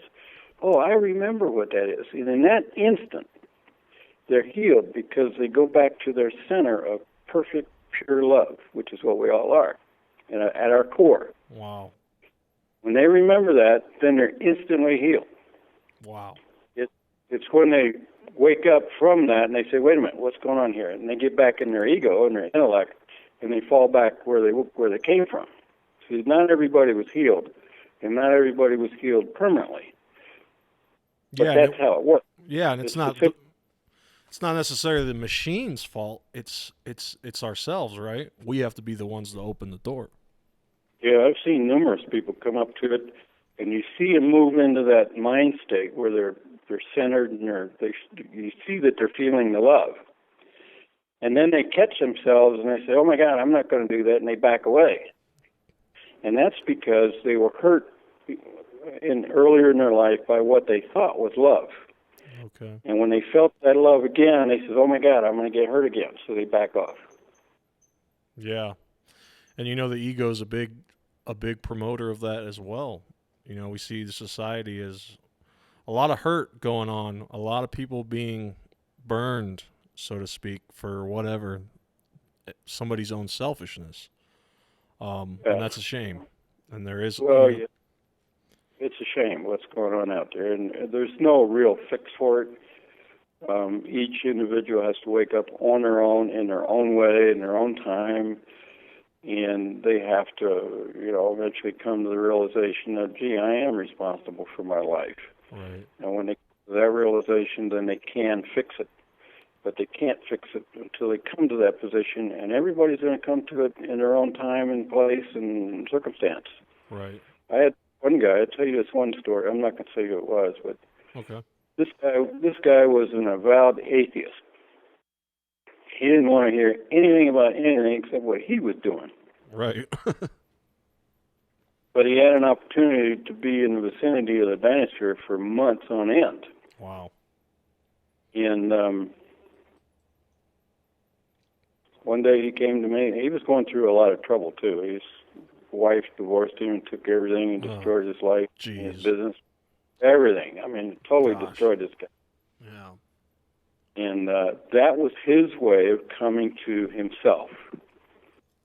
And he told me one morning, he said, what just happened? Last night I walked out the door and Jesus started talking to me. Wow. This is from an atheist. Huh. And I said, well, I didn't know about all this awakening stuff in those days. I was just beginning to get a handle on it. And so I didn't have a ready answer for him. But he eventually went that route. He became a Bible thumper, and, he's full-bore Bible thumper, which is not the thing to do. Yeah. But that was what he knew. Right. And so he pursued that. And I've watched him over the years as he was going through his Bible thing and everything and all the stuff that they do. And it just struck me. In fact, it was just like a week ago I was talking to him, and I realized, my God, this man's waking up. Wow. And he's waking up through this process that he himself chose. It's his path. It showed me how diverse the awakening process can be. Do you think the world's awakening as a whole? Do you think everybody's on that path right now? Absolutely. Everybody's waking. Everybody's being called to wake up, and people are waking up all over the place. I mean, look at this Christ book.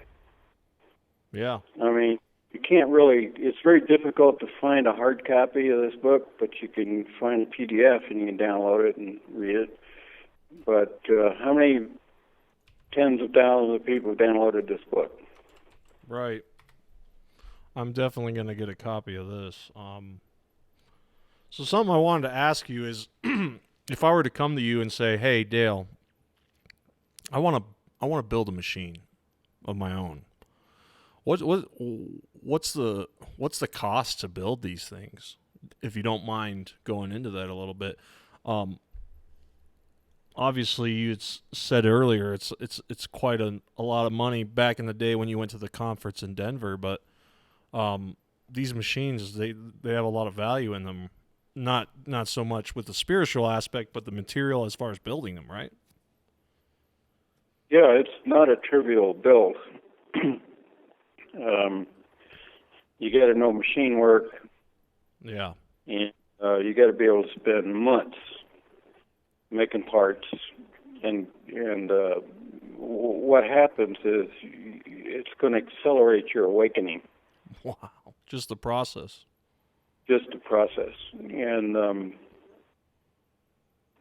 it will change your life if you did that, if that were possible. I don't know if that would be possible, but if that were possible and you were engaged in building one of these things and you did go through all the trouble and the difficulty and the hard work. I mean, it takes months. I charge $40,000 for one of these things. Wow. It takes months, sometimes a year or two to build them, and I'm not making any money. When you spread $40,000 over 2 years, it's nothing. Is that how long it takes to build them? A couple years? Well, we built the first one in 4 months because I was excited, I was enthusiastic. Yeah. Man, we're going to do this thing, I worked every day on it. All your neurons are firing, you're ready to go, you're excited. I can imagine it. But I've never built one that quickly since. Okay. And it has to do with my personal growth or what's going on at the time or whatever. And it can take 2 years, it drags out. But I don't know where we're going with it. Let me ask you, what all does the machine do? I'm looking at a picture of it. Does it rotate inside, or does that globe rotate at all? Well, the globe and the shaft are supposed to rotate. We have not achieved full rotation. We have had them move a time or two, but we haven't achieved the rotation that we really want, and that's because many factors, and probably most factors I don't even know about yet. But one is we don't fully understand the physics of it. Well, we got a pretty good glimpse of it, and it seems like every day or every other day I get an epiphany about one aspect or other of the physics of it. Right. And I think that as I grow into this, that there will be a point where, I knew that all along. How come? So that shaft that goes around the globe, that outer collar-looking thing, that is supposed to spin, according to John Keely? No. The sphere. There's a sphere. And the shaft. The sphere and the shaft that goes through the sphere. I see. Okay. Yes. Now there's mechanisms inside the sphere, and they do not rotate. Okay. Just the shell itself in the shaft. Right. Okay, I see. Also, I see those strings down below the other one. I think it's pronounced Alia. Is that how you pronounce it? Alia? Aliyah? Aliyah, sorry. Yeah. Those strings underneath it, are those strings or are those part of it? Because I've seen you describe them as musical Dynaspheres. Is that part of the musical part? Yeah. There's 18 strings across the base plate, and there are guitar strings and other strings in there, just standard musical strings. Right. But there's 8, and they're tuned specifically to 2 different chords, C, E, and G, which is 3 strings times 3. So you got C, E, and G on 3 octaves. Right. Okay. And that goes in one direction, and the 90-degree direction is B flat, D, and G, also on 3 octaves. Wow.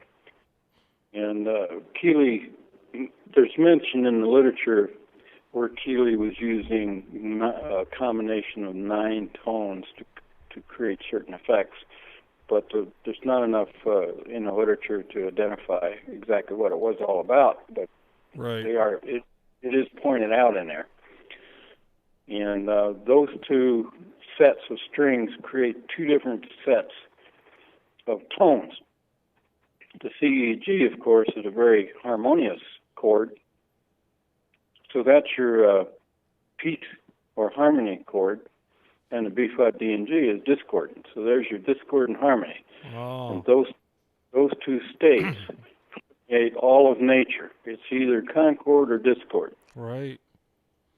Yeah, and do those vibrate does the whole machine vibrate? And those strings vibrate as well, or how does that work? The vibration? Well, I had them resonating sympathetically one time. Yeah, you can feel it throughout the machine when they start to resonate. Wow. Yeah, and that's like any music instrument. You pick up a violin or a guitar or something when you get it properly tuned, then the whole thing vibrates, just holding it. Right. Yeah. Or like with tuning forks, or even like You know, Tesla had described his mechanical oscillator where he could attach to a building and find the right frequency and shake the whole building, you know. Um, Yeah. Very interesting stuff. You know, some of the more wild stories I've heard, like John Keely had invented a platform supposedly, and he had a keyboard on it, and he could press different keys that would create different tones, I think, or vibrations, and the platform could fly through the air. That's just amazing to me.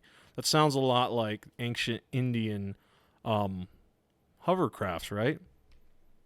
Yeah, the Vimanas. Vimanas, yes. Yeah. Well, when you study vibratory physics, you start to get an insight in what gravity really is and how it operates and its effect on objects and things like that. And say, well, yeah, of course, it would be a vibratory device Right. that would annihilate that phenomena. So, yeah, there's no real mystery except the actual implementation of it. Exactly. That's it, too. And, you know, even with these megalithic structures we see around the earth from ancient days, you know, some of the theory is that these giant blocks were moved with some kind of sound technology, some kind of vibrational sound device. Just fascinating. Well, somebody asked Casey, how'd they build the pyramid? And he said, with song. Wow. That's all he said. Yeah. That's amazing. So you look at stones, and I have a brother, and we do have a common interest in looking at those old structures, you know, and marveling at how they cut them and how they moved them and everything. So we talk about that. But 1,000-ton stone, we would have very great difficulty moving something like that today. Yeah. Oh yeah, big time. So it's obvious because they did it all over the world that they had some kind of method of doing it. And it's also obvious that they didn't have any trouble doing this because they did it everywhere. So what is the method they used? Well, we don't know. I know, we don't. You know, and there's go ahead. Let me tell you a story. This Absolutely. is cool. Absolutely. I mentioned that the Dynasphere sits on its own table. Well, that table has a granite slab on it, and that's for purposes of grounding the Dynasphere, etc. Okay. But the tabletop weighs maybe 200 pounds. Wow. And which is too much for one guy to move. So I was having to move that tabletop out of the place there in Tulsa to take it to some conference someplace, and there was this guy there who was a healer. He could heal just about anything. And I asked him if he'd help load this stone into this tabletop into the van, and he said, sure. And I said, well, you got to be careful because this thing is really heavy. And he says, oh, yeah, is that right? And he grabbed one side, and I grabbed the other side, and we picked it up, and it didn't weigh anything. Whoa. There was no sensation of weight. And we just set it right in the van, and I looked at him, and he didn't, you know, he was a very humble guy. He didn't say nothing or anything, and I'm saying, wait a minute, what's just another piece of the puzzle just clicked. Yes. And then during that time period, these people came into Tulsa one day and says, we're going to do a fire walk. Everybody's invited. Yeah. Is that where they walk across the hot coals? Yeah. That's kind of a belief thing too, right? Got to lose the fear a little. It's, let me tell you the story because it's just like that lifting that tabletop. So I went out there, and the close people I was with, we all went out there and said, okay, let's do this thing. And anyhow, I'm not going to tell the whole story. It's a long story, but sure. Here's this bed of coals. It's so hot you can't get within 6 feet of it. Wow. Right? Yeah. I mean, it warms your clothes up, and your face is hot. And you know, and I'm thinking, you guys are out of here freaking. And then they get us walking in a big circle. There was probably 100 people there. Wow. And we were walking in a big circle around this bed of coals. And they told us all about how to do it and everything. And they said there's these two guys standing at one end.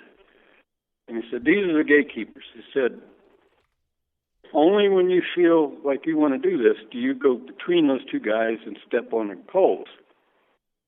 He said, at any time you want to back off, you can back off, but once you step between them, you commit. You commit to it. Okay, so we're walking around and walking, and pretty soon this young girl comes prancing across the hot coals like she's having the time of her life. And I said, oh my God, what's that? And we walk around more and more, and here she comes walking again, all smiles and happy and prancing on the coals. And then I had a crazy thought. I said, well, if she can do it, she must have been 11 or 12 years old. Said, wow, she was that young. Wow. And there were other people walking across it too, but she's the one I remember. And so I said, okay. When I got up to the two guys, I'm going. And I stepped between them, and I had a foot up in the air ready to sit down on those coals, and I said, are you out of your freaking mind? But I put my foot down anyway, and there was no heat. Huh.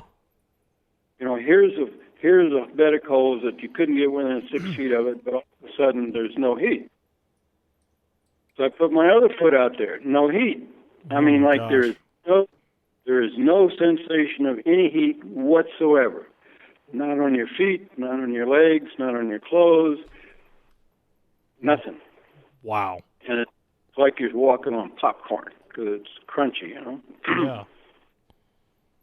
And being the kind of guy I am, I got about halfway across this thing, and I'm saying, well, where's the heat? Where's the heat? And that's the wrong thing to ask. You want to figure it out. Yeah. I started feeling the heat about halfway across it, but it was still barely perceptible. And I didn't get burnt. I didn't know anybody there who got burnt. Huh. So here's the thing. You get all done, and you think about it for months, and you say, what the heck was that? And you say, well, is the fire really hot or is it cold? Right. What's the truth of the matter? Right. And like in our life, we believe all this crap that we believe, and it creates the life that we're in, that we've created for ourselves. And how many of those beliefs, if we undid them, what would our life be like then? Man. So my belief was that the tabletop was heavy and we needed to be careful moving it. That guy's belief was, there's no weight here. Yeah. And those people, we're out there at the fire, man, this is hot. And they're saying, the little gal walking across the room, there's no heat out here, come on, jump in. Well, it's almost like the guy's belief was, this didn't weigh anything, and he was resonating that way. And when he touched it, and you touched it, that's so amazing, because we see that also with people in high stress, traumatic situations, emergency situations will have this boost of, adrenaline, and they'll be able to lift these huge objects off people and things like that. But do you think it's all belief?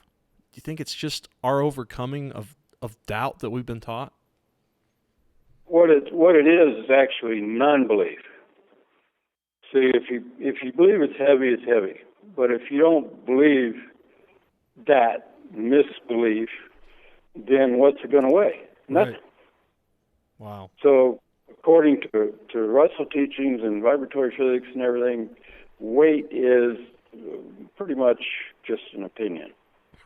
Yeah. So those old guys, if that tabletop 400 pounds, would it have been weightless the same as when it weighed 200 pounds? Right. So that's how they move those stones. If you can lift 200, it weighs nothing. Then you can lift 500, it weighs nothing. And that's also how I believe, maybe Jesus walked on the water, right? It's all belief. Not exactly. He describes that in the book, and you ought to read that. His description I'm going of to. that. I'm absolutely going to, for sure. Well, here's part of the key. See, when people were gathered around the Dynasphere, it tends to create a sense of joy. So all of a sudden, everybody's feeling great, and they're prancing around and in this joyous state. I mean, real joy. I don't mean bullshit joy. So if you've got a song that you could sing that makes you feel joyful, yes, and you're singing this song, well, maybe that's the song they sung when they built the pyramid. right. See the connection? It's a mind thing. Yeah. So if you can think a thought at one piece of rice, some rice in a jar, and the rice stays healthy and everything, and you think another type of thought, and the rice rots in front of your eyes, then what is the power of the mind here? Christ talks about that, exactly that in this book, where he cursed a fig tree. Remember that in the Bible? I remember that. Yeah, he cursed a fig tree and it wilted away. Right. Yeah, well, he describes that and how it happened and what happened and everything else. And it's the same thing that Dr. Emoto was just barely touching on. But Dr. Emoto didn't have enough information. And he did ask me personally to explain what was going on. And I did. And wow, you spoke with him, huh? That was he didn't yeah, it was a pretty good experiment. Yeah, he didn't understand my explanation, so he didn't give it much credence. But that's what happened. It's the same thing. It's all the same thing. An expert practices years and years doing this difficult thing, and eventually it's so easy you don't even think about it. Right.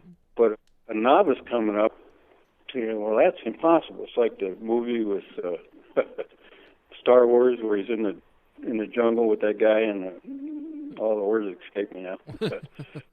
Well, there is no try, there is only do. Exactly. Right. And another fascinating experiment, like the icicle one, was the double slit experiment, which I'm sure you're aware of. And they say, well, the quantum world is fascinating, it's weird, and that the particle only behaves the way it should behave when it's being observed by somebody. But I wonder if maybe it's behaving the way the observer believes it should behave. Well, they say when you observe one of these particles, it changes. And so the problem with quantum physics and quantum mechanics is this process that we talked about earlier, where they changed the education system. Right. So they eliminated anything that even resembles intuition or gut feelings or anything like that from the education system. So that now we've got all these atheists walking around acting like scientists, and they don't have the material they need to fill in the holes of the questions they have. And there's a lot of holes. There's a lot of holes because they were denied the information by the education system on purpose. Not currently, because currently they don't even know that this is going on. But it started back in the 1880s when they changed the education system because of the Darwin thing, well, we can't have the religious people in here talking about this crap. So they all became atheists. And the atheists dropped God from the equation. And when they did that, they wound up with this crap we got now. Right. So SVP, and the vibratory physics is bringing God back into the equation, saying, hey, folks, and God is nothing but mind. So we're bringing mind back into the equation. And when you look at it from the vibratory point of view and you bring all this mind stuff into it, it all makes sense. Right. There aren't any holes. Well, there's holes now because we just haven't had time to figure them all out, but we're filling in all the holes. Yeah. Yeah, definitely. And, this is something that's always, I don't know. Have you read a book called The Field by Lynn McTaggart? Have you read that by any chance? No. It's a fascinating book, but it talks a lot about what we're talking about tonight, and that's the power of consciousness, and that some of these placebo effects, and that there is an underlying fabric here that we're all connected to. Something's happening. They would have these machines that were random number generators, and this is what started the Global Consciousness Project. I don't know if you're aware of that. But it's kind of a project where these random number generators are placed all around the globe, and they correlate with each other. And the more they're random or the more they're non-random, it just, that kind of shows that on a chart. But anyways, they would describe people that would come in the room that did not believe in this experiment at all and had many doubts, and that they would affect the experiment. Until they were taken out of the equation, the experiment would go the way they wanted it to, more successfully in their eyes. And it seems like life is this constant struggle of people who believe, people who say, no, I don't believe that. And it's back and forth constantly. I don't know where I'm going with this. It's just coming out, but... Well, yeah, the Princeton University did that 28-year-long experiment to prove whether or not mind force was real. And after 28 years, and they did the number generation thing too there, their final finding was, yes, mind force is real. Yes. It's subtle force, but it's real. And people such as Boeing Aircraft opened up a psychic lab. Wow. And they're doing all this stuff in QT because they don't want to, I don't know why, but there's a lot of stuff going on that we don't hear about. Yeah. And then Keely, there's stories in the literature where he would point out somebody in the audience, he'd demonstrate this machine in front of an audience, and he'd point out somebody and he'd ask them to leave because they were interfering with what was going on. And we saw that in Tulsa. Wow. Every now and then, come in was a doubting Thomas, and he would disrupt everything. So we'd ask them to leave, or they would. Eventually, they would ask themselves to leave because they're the ones that became uncomfortable. Right. Whatever you are, this thing's going to mirror back to you. If you're an asshole, you're going to feel it. Yeah, and that's a lot of how people think they'll be judged in the end, is that your judgment will be what you've given out. I don't know if that's the case, but... Well, it's not God passing judgment on people. It's people creating the nightmare for themselves. Yes. And that's all. It's just cause and effect. Yes. Straight cause and effect. So if you got nasty thoughts and you're a nasty person, well, you're going to have a nasty life. And you can turn that around and say, oh, my gosh, that means I got power to change. I can be positive and have a positive life. Yeah, see, it's liberating. It sure is. It absolutely is. Where's your research now? What's going on now with this whole project, Dale? Well, there's a big question out there, and it's not just my question. It's been out there for quite a while, and everybody's been trying to answer it, and I find that this problem is probably the core issue of how we're going to get rotation on a Dynasphere. So I'm pursuing it quite doggedly for several years now, and I've had an epiphany, and that's when I wrote that Keely's Laws of Being book. I see that. I'm gonna grab that too. I wanna check that out. Yeah, that book was written to address this very issue, and the issue is in chapter 12. Now, chapters 1 through 11 are background. They bring you up to where you might be able to grasp what's being said in chapter 12. Okay. That's just an orientation for you. And I even said that in a forward or someplace in there. But the problem is, okay, we know that the undifferentiated mind of God is where all force and all power and all things come from, such as motion. Motion comes from that still, quiet peace that some people call God. Yes. Okay, how do we tap that? How do we trigger? How do we make the neutral polar? And Tom Bearden, who no doubt you've heard about, he wrote a little book about the final answer to free energy or something like that. Uh-huh.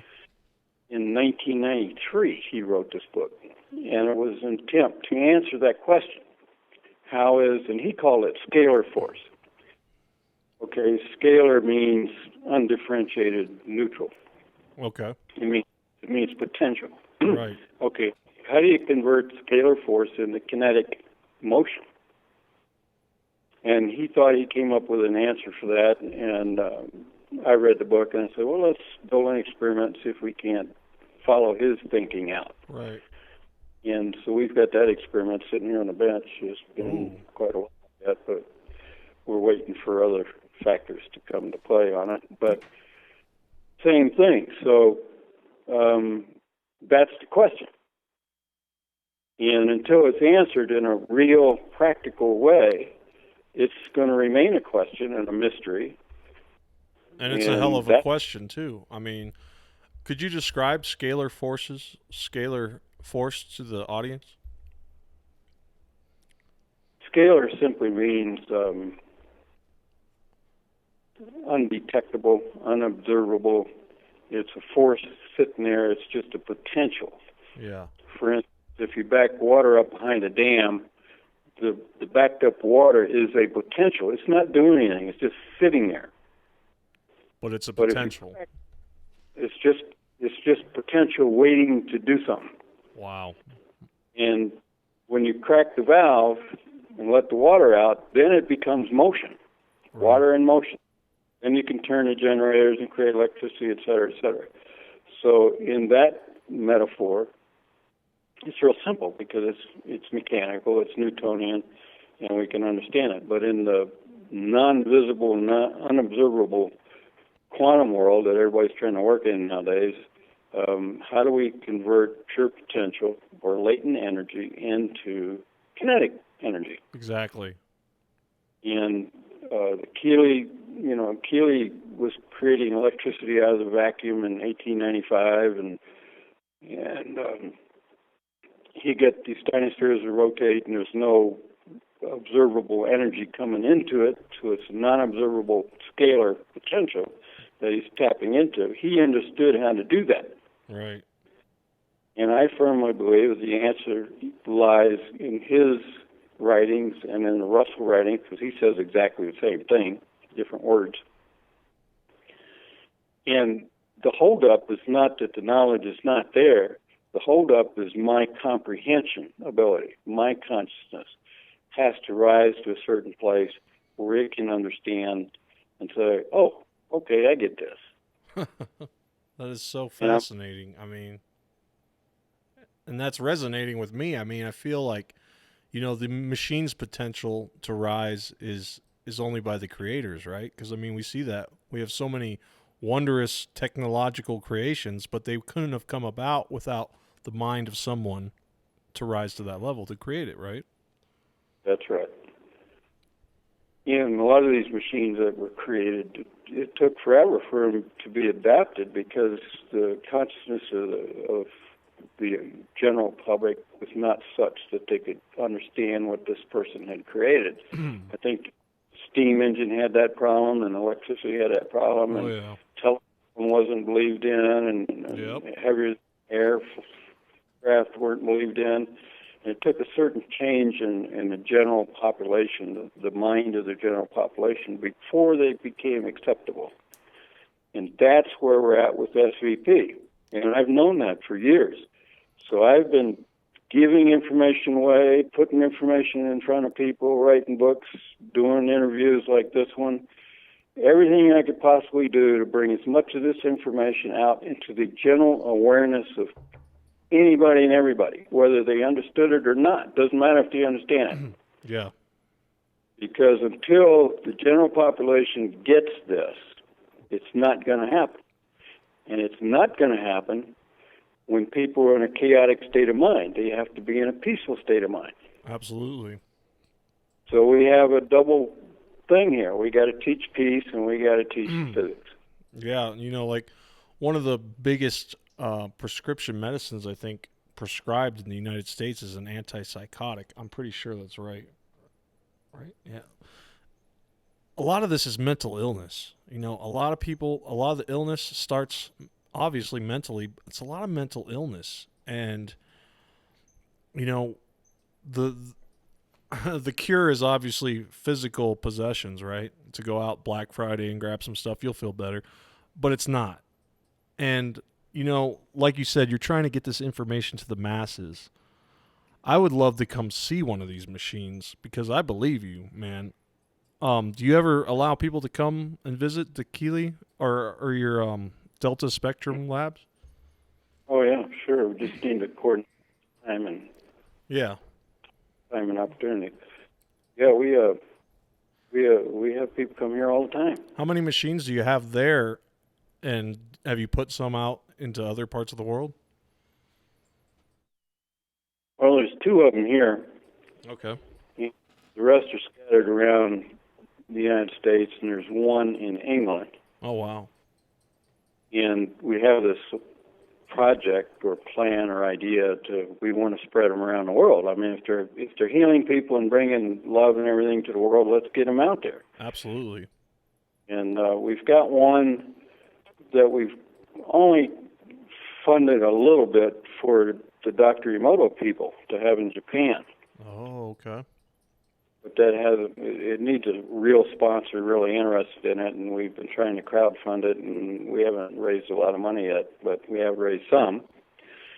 And so that one's on the back burner, and if there was a way to create these things out faster and cheaper, I would do it. But right. we don't have the funds to do it. You know, I'm always looking for funds to absolutely just keep the doors open. And that's what I wanted to mention to our audience, those who listening. You know, check out Dale's site. It's svpvril.com.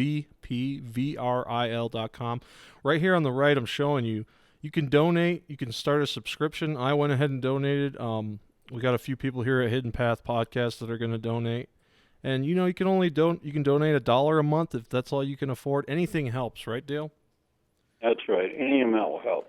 Any amount will help, and this is valuable research. I truly believe so.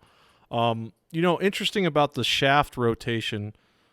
Have you tried to rotate it manually with some kind of mechanism, or is the goal it's got to rotate on its own somehow, right?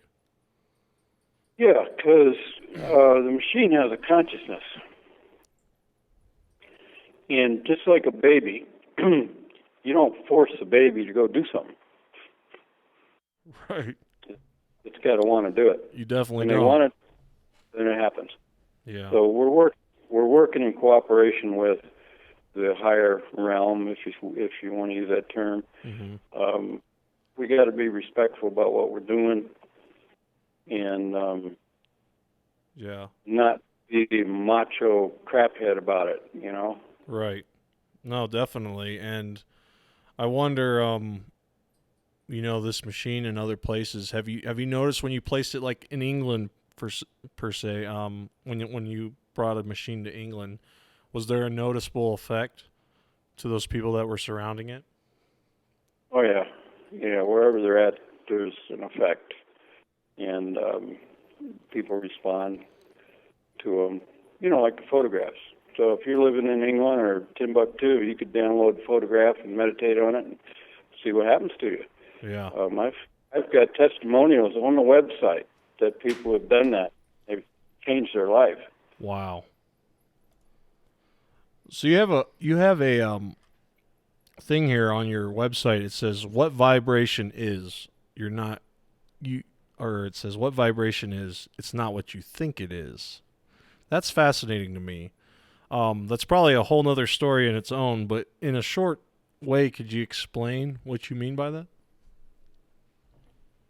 Yeah, well, typically when we think of vibration, we think of the sine wave, you know, it goes up and it goes down like we see everywhere. Right. And even in my early years in this work, that was my understanding what vibration was. Right, yeah. Well, as my studies continued, I began to see, well, that's not what a wave is. That's not what a vibration is. I mean, that's what we see happening, but what is actually going on inside of it? Right. And to make a long story short, there's an expansion and then there's a contraction. Oh. And it's that expansion and contraction that goes on in everything. That's fascinating. And coming to terms with that expansion and contraction, you know, what causes expansion, what causes contraction, why is it periodic, why is it aperiodic when it is, and that's when it starts getting deep. And, yeah, you know, I hear a lot about this talk about, you know, you get the right vibration and your life changes and blah, blah, and they're always talking this and vibration that. Well, they're in the ballpark. Right. But they're not in the nitty-gritty. And it's in the nitty-gritty where the power is. Right. The transformation of your own personal life, or the power to engineer machines and everything. You go to an engineer and talk about, well, what's the sound vibration? And they'll describe the typical thing about sound vibration and everything.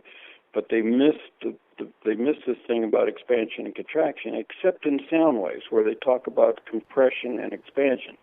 Yes. So the vibratory field is a field we all need to look at. Oh, yeah. Like I said, in the wave is the secret of the universe. So let's dig into the wave and find out what these secrets are. Yes, absolutely. And, some people, the theory is Big Bang, right? The Big Bang theory. Well, some people theorize that it's possibly expansion and retraction, right? That's what's happening. That we're in the expansion and that there's a retraction part of it, too. I'm not too sure about that, but that's an interesting correlation. That's a belief of the Eastern religions, where the Hindus and the Buddhists and those people, they talk about these very long cycles of expansion and contraction of the universe. And they're probably right. I mean, who could say for sure, but right. But everything expands and contracts. And in that expansion, in that contraction, is where we find all these secrets about what's really going on. And it's truly amazing, Yes, it is amazing. It is the secrets of the universe. I mean, that's where it lies, in vibration and all this resonance, and the fact where somebody can walk into a room and you don't even have to look at them, but you can almost feel, if they're really angry, you can almost feel that. And it almost rubs off on you in a way. The negative attitude rubs off, and then now you got one. That, I can say some mean words to you, but all you're hearing are just vibrations through air molecules hitting your eardrums. But inside of yourself, emotion changes, the frequency of your emotion. It's amazing. That it's not me who's changing it, it's yourself. And this world's just bouncing back and forth, people between people, and it's chaotic. And, we have mental illness abound and people who think they just have problems with themselves. Not much peace going on, but I see where, harmony has to win in the end, I believe. How about you? Well, it will, and it does, and it is. If you ignore all the chaos and you purposely look for the peace and harmony, that's all you're going to see. So it's a choice. We can continue to buy into this crap that's going on, or we can say, no, I'm not going to play your game anymore. I'm going to seek my peace, and I'm going to build a peaceful life for myself. And as you wake up to that, and acknowledge that, and you start to see that, which you do when you do it. Yeah. And that's all you're going to see. You're not going to see the chaos anymore. It's not going to mean anything to you anymore. Right. So it's a choice, and we could choose to perfect our lives, or we can continue in the nonsense. And it's a choice. So speaking of choices, I'm starting to run down here, Reggie. Yes, you've done really well, sir. I know it's pretty late for you. Thank you so much for joining us. Just one last question for you. What's your hope for humanity coming in the future here? My hope is that more people hear messages like this and they make a choice for peace and they pursue peace, because that's then what they will find. Absolutely. And that's a great message. Dale Pond, thank you so much, man, for coming on the show. And I want to be the first one. I don't know if I'm the first one to tell you this. Probably not the first one. But I love you, man. Well, thank you. I love you. Thank you. All right. Well, hey, I know it's late for you, and you went out of your way to come on the show. I appreciate it so much. So many of our listeners wanted to hear from you, and everybody, go on over to his website, svpvril.com. We'll have it down in the description. If you can donate some money to his cause, that would be so great. There's plenty of donation options. Dale, thank you, my friend, and have a good night, okay? Thank you so much, and you have a wonderful night. All right, Dale. Take care. Bye-bye. Bye. That was Dale Pond, everybody. That's right. Joining us tonight to talk about the vibratory universe. We're going to keep it going, though, here. I got Deep Eddie in the studio. What's going on, Deep Eddie? Oh, not much. Just taking all that in. Oh, yeah. That's a lot to take in, folks. We're going to take your calls. Open lines. You guys want to talk? I want to talk. Do you want to talk? I want to talk. We could talk, right? Oh, yeah. I'm gonna put the number up on the screen and take a quick bathroom break. But I want to hear from you guys. Who wants to call in? Who's calling in? I'm not sure. Who's calling in, Deep Eddie? Someone interesting or someone not interesting. Yeah, it doesn't matter, right? Talk. Let's put the number up on the screen. I got to put it up here. How you doing tonight? I'm great, man. Yeah. That was a very interesting topic. Man, that guy's right on, ain't he? Yeah. Dude, Dale's got it going on. I think we should make a summer trip. Oh, yeah, Go we're going to see go it. down there to Colorado and check out the lab, man. I want to see those Dynaspheres. Do you see the pictures of them? Yeah, I did. They are something else, and it does resonate somehow. Oh, yeah. Just the images alone, it's like, man. And I was, looking at the research and the history of this and how it was kind of discovered around the time of Tesla and when all that was going on. All that stuff was popping. Yeah, really crazy stuff. All right, well, I got the number up on the screen, 818-659-0055. Call in. I want to talk to you guys. I want to talk to somebody. You're going to call me, and we're going to talk. I'm going to take a quick bathroom break. We'll be right back.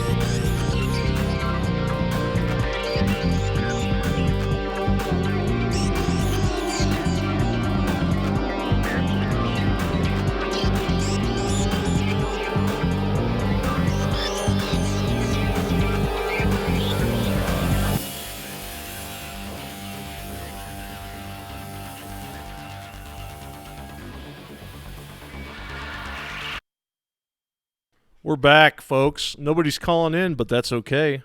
That's okay, because Deep Eddie's here, right? Deep Eddie, how you doing? I'm here. All right, we were waiting for somebody to call in. 818-659-0055. That's fine. We can talk. What's been going on, man? Not much. Just staying busy working, Yeah. you know. Just grinding out. trying Like to everybody keep up else? With the times. A lot of stuff going on right now. Are you feeling the love? I am feeling the Yes. love. Yeah. Oh, yeah. Man, Dale is pretty cool. Those machines are something else. Yeah. You hear how much it costs to make them? Oh, yeah. $40,000. I mean, look at the... I mean, that is some intricate work. Right Yes, there. man. That is crazy. Right. Yeah, I'll pull one up here on the stream. So I know I came in a little late. Yeah, you did. And so these kind of rotate on their own then, huh? I mean, They're supposed to. They haven't got them to rotate yet. So I don't know what's going on there. yeah, I saw, I was looking through their website on the frequently asked questions, and they were saying that, what's the main one? Atlan, yeah. Atlan, yeah. They were saying that she sometimes rotates on her own, and they don't really know when. And he was saying they can get it to move a little bit with just symbols. He was saying that. Interesting thing about John Keely, though, is he would make a lot of things move. He had a platform that fly through the sky. Man, I want it. Magic carpet ride. Yeah. But all to do with resonance frequencies and vibrations and musical notes.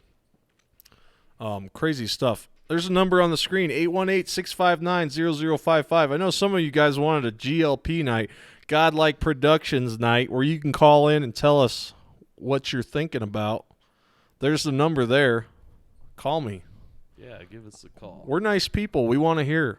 We're not going to cut you down. We're not going to talk trash like the fake news. You've been seeing the news lately? It's crazy. Yeah. A lot of crazy things happen. How about France? Oh, France. Yeah. They just got bum rushed by the EU police. Did you see that? No. Yeah. Like armored cars with the EU flag on them. Man. Yeah, that French President Macron called them in. He's like, come on in. Jeez, that guy talking crap about Trump and 16% approval rating. Not good. I saw it was down to like 11 today. Or Was it 11 now? And now the Jeez. protesters are bringing guillotines out. Are they really? Yeah. Dude, it's getting serious over there. Oh, yeah. France is pissed. Yeah. How did this all start? Was it gasoline taxes? That's what I heard. Yeah. At least. Right. Yeah. They're like, screw that. Part of the Paris Agreement. Oh, the climate change, yes. Oh, yeah. We need to watch the climate change, so, we got to put a tax on the gasoline, and France ain't having it. I didn't know they were bringing out guillotines. Oh, I just missed a call. Dude, I am so sorry. Somebody just called in. I'm going to call you back. Wow, that is totally lame of me. We missed a call while we were talking. Man. I'm calling you back. Let's see. Here we go. We're going in cold. Oh, there's another one. Who's that? Oh.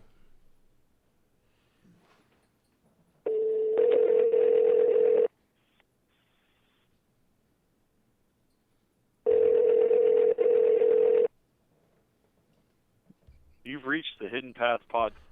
That was something else. Was that ourselves? I guess. I don't know. We had a missed call, though, from 8:09 p.m. When was that? Just now.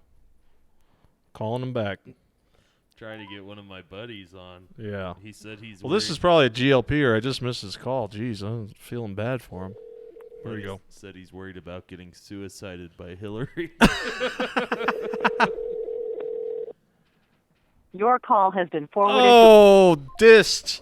Oh, man. Call me back. Sorry about that. I don't know why that didn't work. Missed call. My bad. My bad, man. Call me back. Sorry. Damn, I am not on it tonight. So, yeah, he's going to get Hillaried by... Suicide. Suicided by Hillary Clinton? He's worried about it. Oh, come on. This show's not that popular. We're going deep. Oh, yeah. Oh, tell him to call. 818-659-0055. He said he will soon. He said hold on. So. Oh, But yeah, if we got to someone hold else- on. No. Oh, we got to hold on. So if you guys want to call in. Call on in.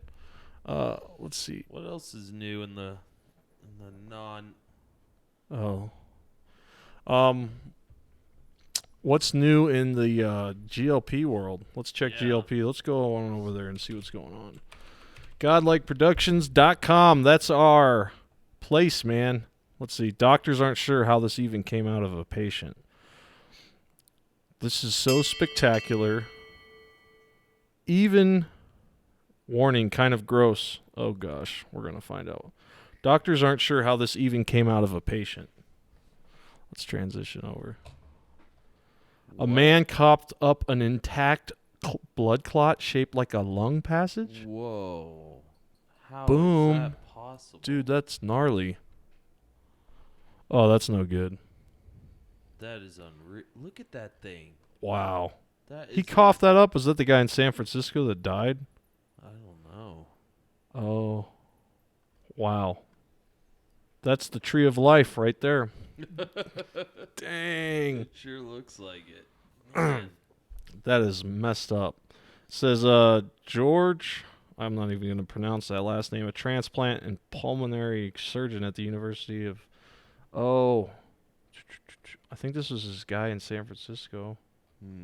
Yeah, he's like some dude that just came in and coughed this up. Look at That's that. bad, dude. That is unreal. You're going to have to go get a Dynasphere after that happens. Yeah. You're going to need some Atlan time. I am so interested to try that. Yeah, well, he's down in, where is it? La Junta, Colorado. La Junta, yeah. La Junta, sorry. Yeah, way out there. We got to go Way down out there. Southeast. Road trip. Yeah. Road trip, That totally. would be fun. That is unreal. Man, a lot of what he's saying is true, though, I feel. I mean, just his experience, the story of where he went and the things that would happen, just the little things. That's like my life. Little things happen every once in a while. It's like, wow, this is all part of like a story. So, did he mention anyone having long-term effects with this, or is it pretty short-term, like when they're around the... I don't know. He said it changed some people's lives. I would imagine that's long-term. Yeah, You know, definitely. I feel, that they've been able to forgive themselves. And that's kind of like a lot of the research they're doing into ecstasy, like MDMA. Yeah. People that do MDMA they're healing PTSD Yep. because they're able to forgive themselves. That's the huge thing. Yeah. Because I imagine PTSD, especially from veterans, God knows what they've had to do over there and in the war zones. It's like, fuck. Yeah. Yeah, rough. I mean, that and mushrooms and what's that? Oh gosh, Mushrooms. They're doing it down in Mexico. It's a drug that they're helping heal people for, like any addiction problem, alcoholism. Dang it! Yeah. I can't remember. It almost sounds like a prescription drug name. Oh, But it's not. It's all natural. baclofen? No. Ibogaine. Ibogaine. I've heard of that. Is that? I've heard of that. Yes. That's something similar. Let's look it up real quick. Ibogaine. There it is. It is. Looks like it's a natural psychoactive. Wow. Okay, it's naturally occurring psychoactive substance found in plants in the apo whatever family, such as. Oh man, I'm gonna have to pronounce some words tonight. You seen that? Can you pronounce that? I don't think so. Tabernamontana undulata. There was one guy that I think he was addicted to pain pills, but he did Ibogaine, and that's all he needed to totally come off and withdraw from them. Right. And it helped him so much that he started a clinic down there in Mexico to help people with any addiction problem, really. And it's working really well, and they can't do it in the States because I guess it's illegal in the States. Oh, jeez. Yeah, ayahuasca, too. Ted just texted me. Yeah, ayahuasca is becoming a big craze. Yeah, there's some people that aren't so sure about ayahuasca. They're saying you could be susceptible to demonic possession under the influence of ayahuasca. I hear the big thing with that is shamans, too, having a good shaman. Oh, good shaman, yeah. Sometimes people go down to South America just to experience it, and it's become a tourist Oh, yeah. attraction. Where is it at? Colombia or Panama? Argentina? No. I mean, Yeah, I'm not too sure. right. But they're doing, since it's becoming big money down there, you'll have people that are just there for the money. Shamans that aren't really shamans. Right. And, leading people through bad trips. Yeah. Well, who's going to call? 818-659-0055. I missed a call. I'm sorry about that. If you were the person who called and I didn't see you, call back. Sorry. Anybody can call in, by the way. You don't have to be a liberal or a conservative or a Trump supporter or a Hillary supporter. You can call in just how you are. Absolutely. Your buddy doesn't want to call in though, huh? No, I think he's going to. Is he gonna? Yeah. We got to hear from him. What's he into? He is into all kind. Are we talking deep stuff? I mean, I think he can go deep. Oh. I think he can. Yeah. If he'll call in. Yeah, he won't. Everybody's scared to call in. They're like, let's have a GLP night, godlikeproductions.com night. Nobody calls in. Come on, guys. Yeah. I want to hear from you. Tell me your ghost stories. Well, the vibration thing's interesting too, where he was talking about potential. Scalar waves, like potential energy, like water sitting behind a dam, right? Mm-hmm. Well, that just kind of sounds like how they talk about molecules and matter. That if you were to separate matter, like all the coffee in a cup of coffee, if you were to separate the molecules, it could boil all the oceans on the earth. That's how much energy is contained by them molecules being together like that. Wow. That's potential, I think. Scalar. Absolutely. Now, is there anyone else that is working on this? The globe things? Yeah. I don't think so. Wow. John Keely did. He's from the 1800s, you know. He was doing Right. that stuff. He's the original. That's where the idea came from. And a lot of it was destroyed, right? A lot of the. Well, a lot of it's been hidden, covered up, destroyed. You know, like Tesla's lab fire that happened in New York. I mean, some of his greatest inventions were in that lab. Wow. Yeah. That's a shame. real. False flag operations. Yeah. Right? Absolutely. Let's go back to GLP and see. Oh, we got a call coming in. Who is this? Hello, you're on the Hidden Path podcast. You're talking to Resonance Rich. Cool, Resonance. Hey, quick question for you, man. How much do you guys pay GLP to get on the Super Pen? How much do we pay GLP to what? Get on the Super Pen. Superpin? We don't pay them anything. Why? Is that right? Well, man. Yeah, well, because I'm totally unfamiliar with you, before like the past couple of weeks, and every time I see you guys come up, bing, all of a sudden there's a Super Pen. Yeah, well, that's And there because you guys are. yeah, that's because Trinity talks to us, and he likes us promoting GLP, so he puts us on a Is that Superpin. right? Yeah. Cool, man. I dig your show. Just wondering what the relationship was, man. Oh, okay. Yeah, no money involved. What's going on with you, man? You sound kind of hyped up. No, are you kidding, man? I'm sitting here enjoying the show, man. Oh, right I on, didn't right see any on. Callers. Well, what? Any callers up? But you know what? I give it a shot. I give it a shot. Yeah. I'm Snooch on GLP. Oh, right on, man. Let me ask you, Snooch. Yes, Let me that's ask right. you something. What are you into, man? When you get on GLP and you see that topic, you see that thread, and you're like, wow, You know that's what? just getting me going. What is that You know topic? what? Honestly, the topic that gets me the most are the UFO topics, man. Really? That's part of the reason why I was drawn to GLP from the get-go. Those guys always had like the cutting edge, whether it was somebody who just saw a light flashing in their backyard, or whether it was somebody who really had a true UFO experience. They always seemed to conglomerate, on GLP. Oh, yeah. And that's why I've been a fan from the get-go. Do you think it's kind of gone away, though? Like politics what, have man? kind of taken over a little bit? I'm glad you said that, because yes, indeed, it has shifted. Yes. And I'm glad you brought it up, because, being a current, topic, that's something that's definitely up in everybody's face now as GLP users, man. I'm sure. Yeah. I mean, it's the topic of the day all the time is politics right now. Have you ever seen a UFO? Yes, I have. It's funny you should ask. Back in 1996, I was at my sister's house. And I was going to bore you for a minute, but the story gets good. I was playing, at the time, I was playing a video game with my brother-in-law. And at the time, I actually smoked cigarettes, but I don't smoke any longer. Oh, good for you, man. And it was yeah, thank you. And it was quite the battle, but I don't smoke anymore. Good job. So my brother-in-law and I were battling Virtua Fighter 3 at the time. It was on Sega Saturn. And I stepped outside for a smoke, and it was March. It was just before the trees started getting their fauna. Right. And, you could see, like, little buds just starting to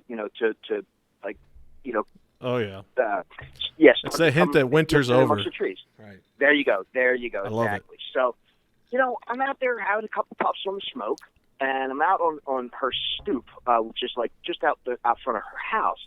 and I had the craziest feeling that something was watching me. Ooh, spooky. Kid you not. Now listen to me. It was a sparsely lit night, okay, and I see almost a full moon, and clouds were sparse here or there, and all of a sudden I saw this perfect equilateral triangle with rounded points. In Wow. other words, like it was a perfect triangle. Now this thing was huge. Immediately, I could not wrap my head around it. I'm like, wait. This is not computing. What am I seeing? Because for starters, it was going so slow. It seemed like it would fall out of the sky any moment, but it didn't. Huh. It kept on the same trajectory. Holy And all of a sudden, crap. I started knocking on the window, say, "Hey, Tommy, come on out here, right?" And then he thought I was telling him to stop cheating on the game, right? So I quick ditched my cigarette. I opened the front door and I ran in and I said, "Tommy," and to my sister, I said, "You have to come out here right now," because he had young kids in the house, and I didn't want to alert the kids, didn't want to scare them. Oh, So yeah. I'm like, you come out here right now. So sure enough, they ran out with me, and they saw the same thing that I saw, coasting over the back of their house, beyond the trees behind their house, dissing into obscurity. Wow. I'm telling you, if my sister and my brother-in-law hadn't witnessed this, it would have been a total UFO story. But now here's the cool part about it. About 6 months later, I'm down in Florida, where I was living at the time. During that time, I just came up to visit family. But about 6 months later, my sister calls me out of the blue. She says, "Hey, turn on the History Channel," or whatever channel it was at the time. She says, "You remember that UFO sighting we all witnessed that night?" I'm like, "Yeah." Yeah. She says, "Well, apparently over 3,000 people reported the same sighting from New Jersey to Texas on the same evening." Holy cow. What day was this? It was, gosh, if I can remember the exact day, I'd probably be a multimillionaire. It was in March of 1996. And what I'm told, UFO historians tell me it was one night before the Phoenix Lights in Phoenix. Oh, Ooh. So whatever night the Phoenix Lights happened, apparently was the night before the Phoenix Lights. So, wow. So however that adds up in UFO lore, I am a witness to it. Man. So this was you said in the Texas area? Around Texas? Was this around Texas area? Sorry, I didn't have you plugged in. I was in Pennsylvania, close to New Jersey, but from what I'm told, the reports came in from that area all the way through Texas that Wow. same exact evening. That's yeah. a long swath of land. And let me tell you something. This thing was huge with a capital Y. Well, how big would you describe it, like comparison? If I had to guess, and I'm pretty good at that. I Sure. spent a couple of years in the Navy, so I can tell distance distortion factor. Okay, if I had to guess, I'd say this thing was at a minimum 600 feet, possibly as large as 1,000 feet in diameter. Damn. I kid you not, this thing was huge. Let me ask you, man, when you had the Sure. realization that you were seeing this, what was the feeling that went through you? What did it feel Let me tell you like? something. My life changed at that exact moment. I will never ever be the same. I will never be the same. Yeah. No, I'm telling you, it was shocking. It was awe-inspiring. It was frightening, and it was. That's about the best way to describe it. It was awe-inspiring, but frightening at the same time. I'm like, I could not wrap my head around what I was seeing. It had no lights. It made no sound. In fact, the closest naval base to me, it was a Joint Strike Task Force, Willow Grove Naval Air Station. Okay, and they have an amalgamation of military personnel there. They have Marines there, they have Navy there, they have Air Force there. Okay, and they got everybody. Yeah, they have everybody. Yeah, it's one of the largest Joint Strike Task Forces, at least at the time it was, on the Eastern Seaboard.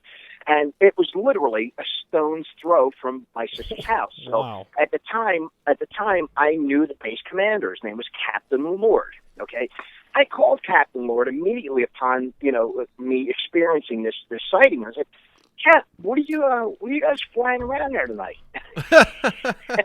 It's like, "What do you mean? What are you flying around there tonight?" I'm like, You guys don't have some big like UFO kind of blimp thing in the shape of an equilateral triangle?" And he's like, "No, sir."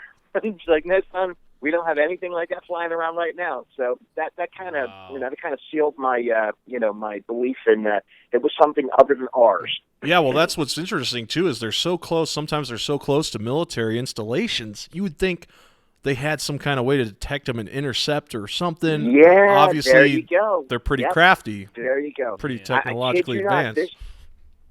This thing was so close. I kid you not. If I threw a rock hard enough, I could have hit it. And if it threw a rock hard enough, they could have hit. They could have hit Willow Grove Naval Air Station. Yeah. That is nuts. So, yes, sir. Was there anyone else locally that you spoke to, or anyone else that witnessed this as well that you know? Well, he said there was like a bunch of people. Besides my sister, my sister and brother-in-law, Wow. they both saw it, and they both looked to me for answers. I'm like, guys, you just saw it. Right. What do you want me to tell you? I just told Captain Lord, he was the base commander, and he told me, no, we're not flying anything right now. Wow. Man. Do you think the military is involved in some of these black budget operations? Do you think that's actually ETs? You know what? Now that I've matured, if you want to use that terminology, I think that there may be a cross pollination of said technologies. I truly believe that. I mean, knowing now, Bob Lazar just came out with a new. Oh yeah, that's right. They made a documentary with him, right? Yeah. Oh man, I gotta check that. And I'll tell you what, man, it's absolutely worth it. This guy, he's sticking to the same story that he did way back when, and he's like, I don't care if you believe me or not, man. It's the absolute truth, and take it for what it's worth. If you believe me, fantastic. I'm telling you the truth. If you don't believe me, cool. Stay in your small little sheltered glass house and live life. That's cool. Well, I've seen one just like you described, not just like you described, but I've seen one. I thought it was a blimp at first. It was at dark. And it's like when you see going so slow, and it's so silent. And when you see something like that, you're just like, dude, something's going on here. This is not happening, right? But it is happening. Absolutely. Yeah, and isn't that the most inexplicable feeling? I mean, truly. When you're there and you're observing this and you can't quite wrap your head around it, you're like, wait a second, jets fly a lot faster than that, and something this big going so slow would tend to fall out of the sky. What's not adding up here? And your mind just can't seem to wrap, Oh, yeah. your head around it, It's a mind-blowing situation, for sure. It totally is. It totally is. Have you ever had what's your point in it? Have you ever had any contact with like ETs or ghosts or anything like that? Nothing like that? Paranormal? The closest thing I can come to that is saying when I was young enough to open my eyes, sitting in the back of my mom's 1960 Chevy Biscayne as a child, I remember looking up at the sky as a kid, and I still truly remember this like it was yesterday, still seeing not quite a black triangle, but almost like a black bat-shaped ship floating over my grandparents' house where I was, and that's about the closest I can come to. Yeah. Kind of weird, I know, but I was still a kid, like maybe 5 years old or so. Wow! But I still remember laying in that back seat and looking up and seeing that thing in the sky and thinking, "What the heck is that?" Yeah. Yeah. So beyond that, I wish I had a real cool story. Like, I got probed by aliens, but no, that's not cool at all. What are you talking about? That'd be terrible. My God. So, the way the current political, geopolitical, social climate is, the way things are going, do you think we're headed towards an event? Do you think something's going to happen? Do you think something's about to go down? What do you think? You know what? I pray it doesn't, but the thinking part of my brain says, something's going to happen. And I say that dishearteningly. Yes. I'm truly, I'm truly saddened to even admit this. But look at everything that's going on around. Not just locally, but around the world. I mean, take France, for instance, and this yellow vest, movement. Yeah, man, that shit's It's popping the people off. standing up. It's the people standing up saying, you know what, we've had enough. We're tired of this, jamming this multicultural BS down our I throats. know. And, Climate change. You need to pay your taxes. Oh my gosh, yeah. And then Macron, signing every French citizen up for the climate change. And they're like, dude, we're not paying for that shit. Right. Especially because it's not even a proven science. It's a bunch of liberal scientists, getting together and, we're having an orgy with themselves saying, oh yeah, it's definitely climate change, definitely climate change. Right. When in fact, it's not even remotely true. The sun is going through cycles. And, have you heard the latest where they're projecting that they're going to try to stop the sun heating up by spraying particulates? Oh, I know. Yeah, wasn't that like Bill Gates' idea or something? It's like, haven't you guys been doing that for a while now? Yeah. For starters, don't you remember the old margarine commercial? Don't you fool Mother Nature, or it's not nice to fool Mother Nature. Yeah, right. When are these guys going to realize, hey, clowns, don't mess with Mother Nature, man. Well, you got guys that are like, we're going to save the planet, or we're going to, it's like, how narcissistic are you to think you can save a freaking planet? Right. Seriously. Yeah, Bill Gates steals Windows, right? Yeah. Reworks it a little bit, passes it out to the public, and all of a sudden he's the savior of the world. Come on, cut me a break, man. No. He's another involved with them lunatic, somehow. Narcissistic liberal. Yeah, of course he is, man. He's another narcissistic lunatic, self-centered megalomaniac. That's about the best way I can describe him, man. No, that's a good way to describe him, because that's how it is. I am so glad I called in to you guys tonight, man. What a relief it is to talk to you. I mean, seriously. Oh, yeah, man. Well, hey, are you a member on GLP? You said your name. What was your name? I sure am. Yeah, it's Snooch at S as in Sam, N as in Nancy, 00CH. You'll see my gold star next to the name. I actually sponsor a couple of GLP members as well. Okay, so you already got a premium membership. I help keep it. I was going to give you a free one, man. Well, thank you very kindly. You're awesome, dude. Thank you for calling in, man. Please, thank you for the time. I really appreciate you giving me the platform to rant and tell my story. Absolutely, man. That was an awesome story. Oh, my gosh. UFOs are some fascinating subject. Maybe in the future, right? with tonight with Dale Pond and some of this technology, maybe we can get a piece of it. Maybe, I don't know. What do you? What's your thoughts on that? By the way, before you go, exotic technologies. You think they're hiding it? Absolutely are. They absolutely are. Because if it were released to the public, I mean, consider this. Consider free energy. Consider that, for instance. That $150, $250, $350 a month we don't have to pay to the utility company to keep our lights on in our house. Mm-hmm. I mean, that right there. Imagine if the average human household were to save that up over a lifetime. Man, imagine what they could do with that money, Yeah. Well, it's not only that money. A big thing. Yeah, it's not only that money, but it's the money you put in your car to go places. And your food, too, because if you had free energy, you could grow all the food you wanted in your basement. Yep. I agree. I'm working on it now. I have a small farm, if you want to call it that. I'm experimenting, believe me. I'm no farmer by any stretch of the imagination, but I've gone ahead and I've purchased a couple of these Patriot seed vaults from Amazon. Oh, yeah, I've seen those. And let me tell you something. I'm yielding some pretty mighty crops out of these things, and they're self-professed GMO-free. Self-replicating. In other words, the fruit that they produce actually had seed. Oh, that's nice. That's something they kind of cut out of the. Yeah. Right. Is it? Yep. There you go. That's exactly right. We can blame Monsanto for that. Yeah. They can blame Patented by Monsanto. Genetically modified. Great. There you go. Hey, Snooch, thanks so much for calling in, brother. I appreciate talking to you, bro. Thank you so much for your time, man. Hey, I hope man. to talk to you guys soon. Absolutely, we will. Have a good night, bro. Have a good night. You too. You as well. Bye-bye. Man, Snooch, he was pretty cool, huh? Yeah, it's good to hear some UFO stuff. Oh, yeah. We haven't heard some UFO stuff in a while. It's so political these days. Yes. Well, that's how GLP is right now. It's constantly politics. And, it's kind of, some of it's important. We need to stay on top of it. But some people are like, man, where's the UFO stuff? Oh, we got another call. Hey, you're listening to the Hidden Path Podcast. You're calling in. What's up? Whoa. What's going on? What's up, man? Yeah. Who are we talking to? You're talking to Juan. What's up, in Juan? Colorado. What's up, Juan? You're talking to Resonance Rich and Deep Eddie in Cheyenne. How's it going, man? Juan's a Pretty friend good. of How are mine, you? a colleague of mine. A colleague, right on. Yeah. Oh, we're just getting deep. We just had a caller call in. He was talking about a UFO he's seen in New Jersey back in the 90s. It was a crazy story, man. Yeah, I heard part of it. You ever seen a UFO, Juan?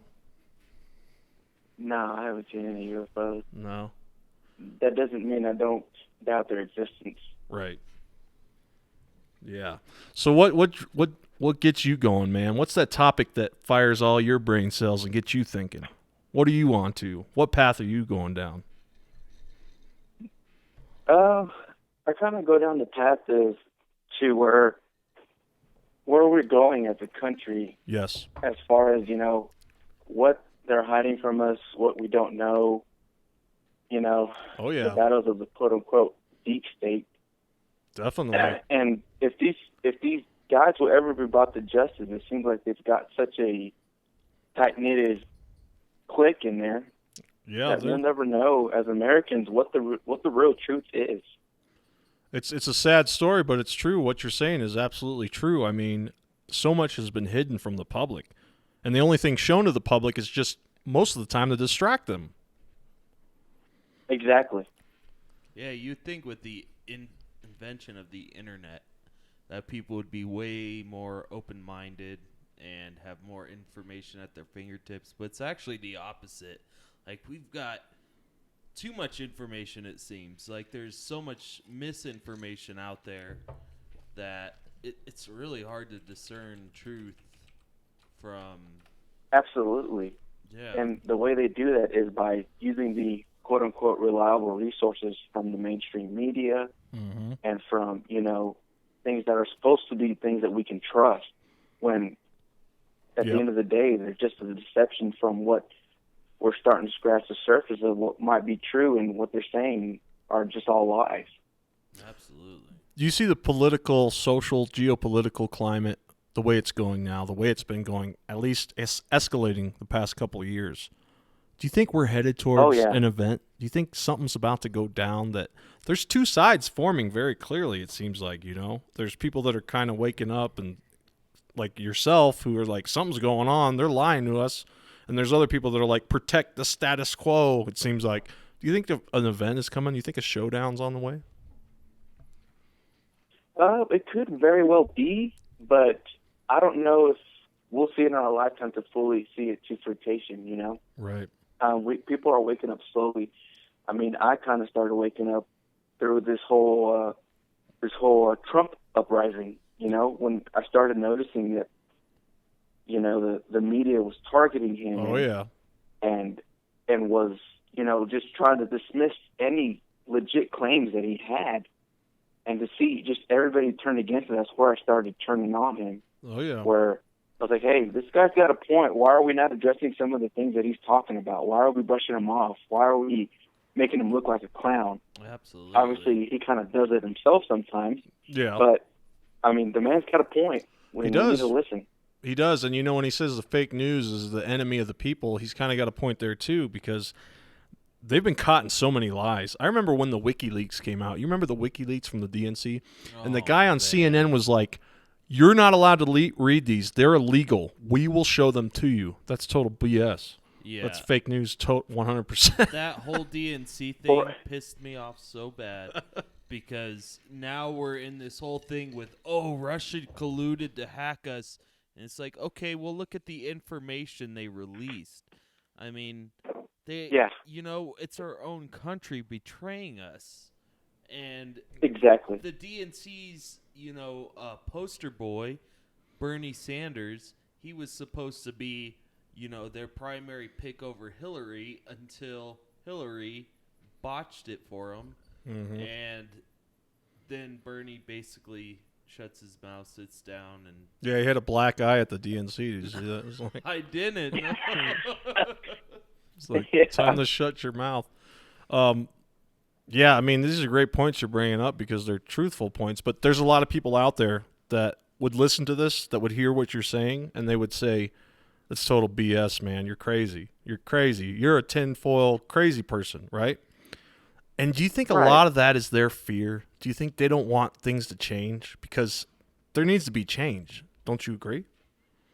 Well, yeah, I agree. I think part of it has to do is that we're supposed to think that the government's got our best thoughts and interests, Right. and that's what the government's for. And when you kind of start challenging the government and challenging, the collusion and the corruption within the government and the media, Yes. you look like a lunatic. But I mean, we have to challenge these people to keep them honest. And right now, Well, you're not like a 100% lunatic. believe they're not honest. You're not a lunatic, because I'll tell you what, the founding fathers, they wrote the Constitution, Declaration of Independence, in the sense that the government was the enemy of the people. I know always will Right. be, because misplaced power gets out of control. People get out of control. I mean, you think about it, the government puts fluoride in the tap water because they care about your teeth, man.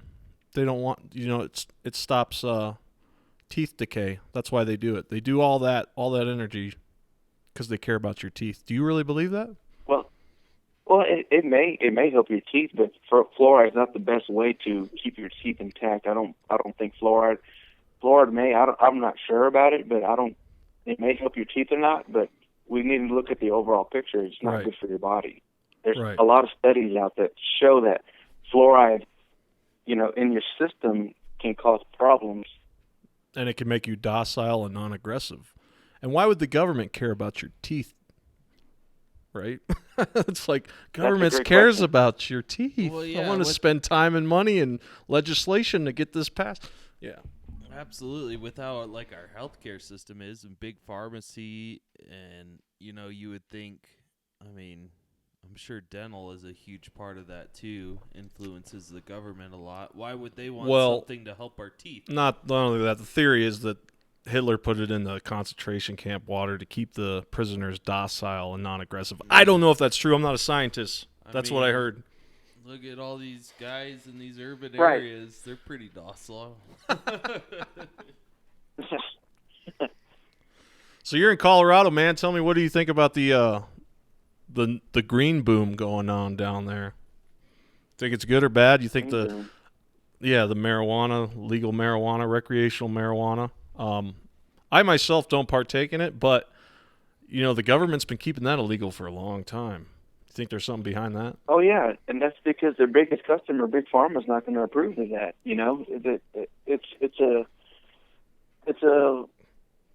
It's got so many benefits as a medication from the studies that have put out, Yeah. and they're not. It's not a synthetic drug, Well, the problem is the manufacturing process is just put it in the ground and grow it. That's a Yeah. problem. You can't really People could patent do that. it in their backyards. Yeah, I mean, the government has covered up so much. What do you think's going on now, though? A lot of people, there's two camps with Donald Trump, with Robert Mueller, with what's going on now, with James Comey inside testifying. A lot of people think Trump and his family are going to jail. And a lot of people that are on the QAnon side of things, I don't know if you've read into QAnon at all, but they believe that there's a big operation behind the scenes going down where all these corrupt, evil people within our government, traitors, are going down. What's your thoughts? My thought is I don't really know what direction it's going in. I mean, I think it can go either way. I think most likely Bob Mueller and the swamp may end up pulling this one out of the rear end, because that's just the way it always works. We're But- used to that. Exactly. And there's not enough people that are quote unquote woke to understand that, what's really going on with this, fake Russia investigation and Yeah. it just feels like a losing battle.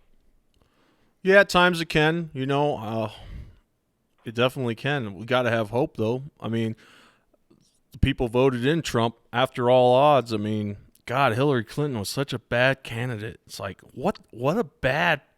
Why would you even think, like, we got a plan to beat this Trump guy? We're going to put Hillary? Really? Well, it was like they were pushing to get a woman in. They were just pushing that. So many people voted for her just because she was a woman. And trust me, I think there are women out there that can easily run our country, probably better than most men.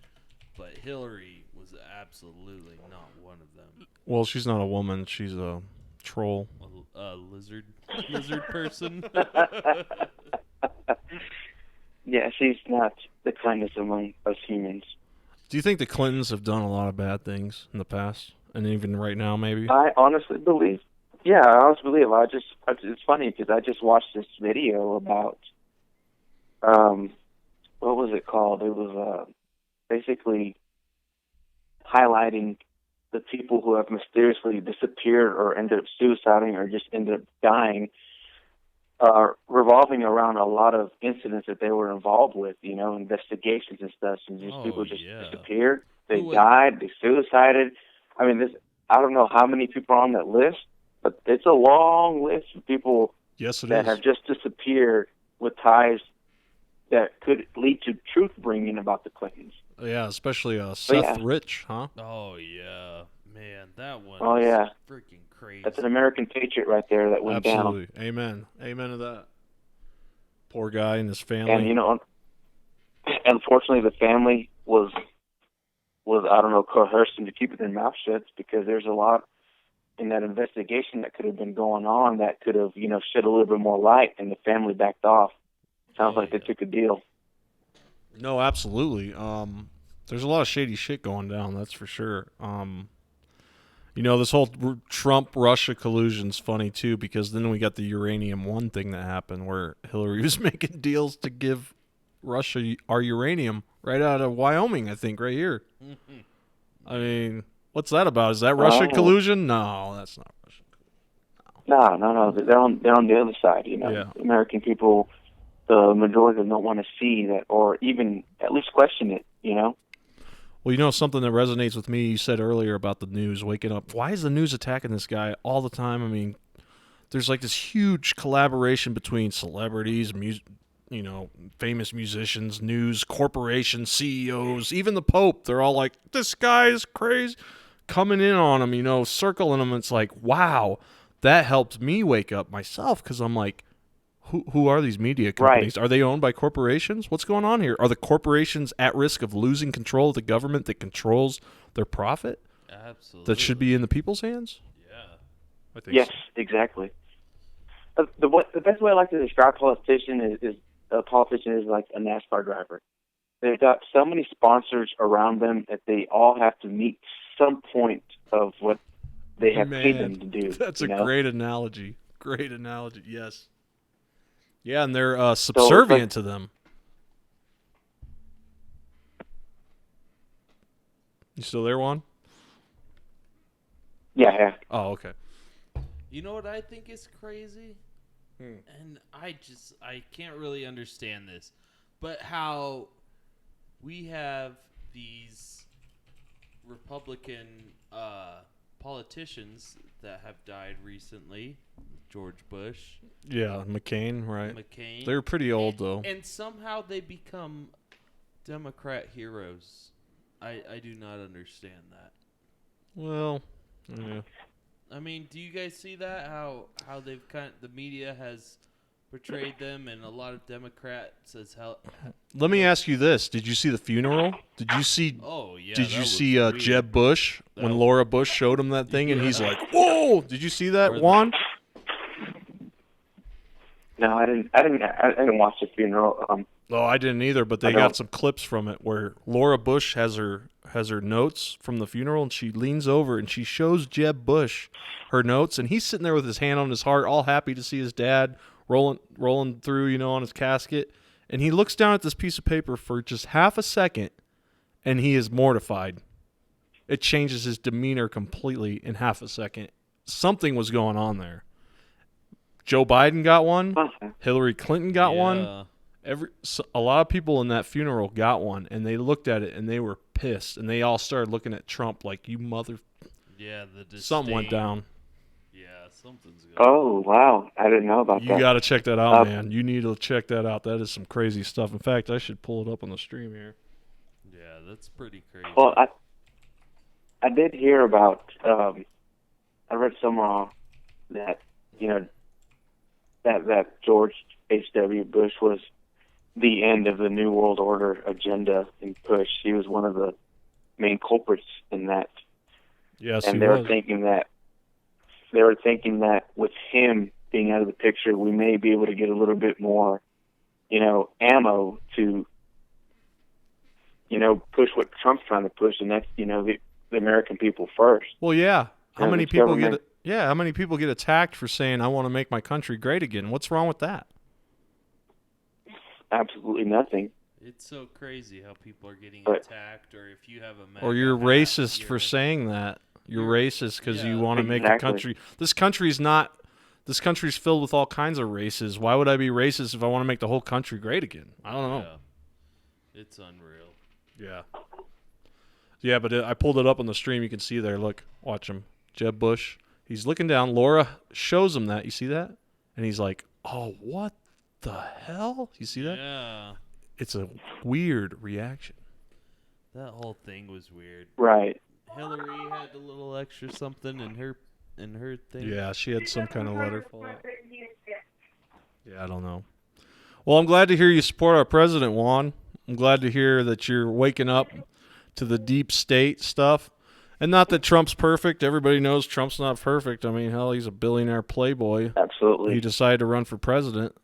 But I think some of his intentions are good. He just wants, I mean, who the hell? Juan, if you were a billionaire, would you run for president? Mm-mm. After seeing what he's going through, no, sir. No way. Don't want any of that. These days, everything's recorded on the internet. I mean, goodness. Yeah. If I mean, decide look, to look at run- all look at what's happening to him. Like, he could have been a private citizen continuing along his way, but now all these scandals are coming around him, and I'm yeah. sure his wife is getting brought up to reminded of some of these hush money that was paid to them, to kind of keep his marriage intact, and I'm sure it's taking a toll on his wife as well. Oh, yeah. Even Just being his- constantly reminded of all this BS that her husband's done. Oh, hell yeah. And it's being brought up again. even his young son Barron's being attacked. Like, who the hell attacks a child? Mm-hmm. Liberals. Yeah. Exactly. What they call the righteous group of Antifa. Oh, yeah. Antifa. You know, a lot of my views, I used to think I was pretty hardcore left, several years ago, 4, 5, 6 years ago. And I still hold some of those views today, but now some of those views would be considered right. It's pretty crazy how that works. Yeah. I mean, the left has gone so extreme left, and Right. yeah, I mean, It's a bizarre turn of events for sure. you go from equality to something that's just so insane. I mean, look at how feminism has turned out. Exactly. That's a prime example. I mean, there's so many women that have come out and spoken against the modern day feminists that they say that the original founders of the feminism would be ashamed of the way the group has gone. It wasn't meant to be the way it's going right now. Absolutely. Yeah, totally. I agree. And the problem I'm with that all too. about. Go ahead. I'm all about women's rights and equal pay.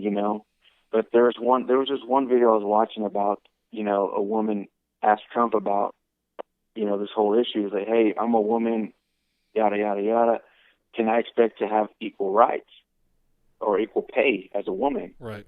And his response was simply, if you do as good a job, you will. Yeah. And that's exactly what it's all about, because the problem isn't that there's no equal rights. There is.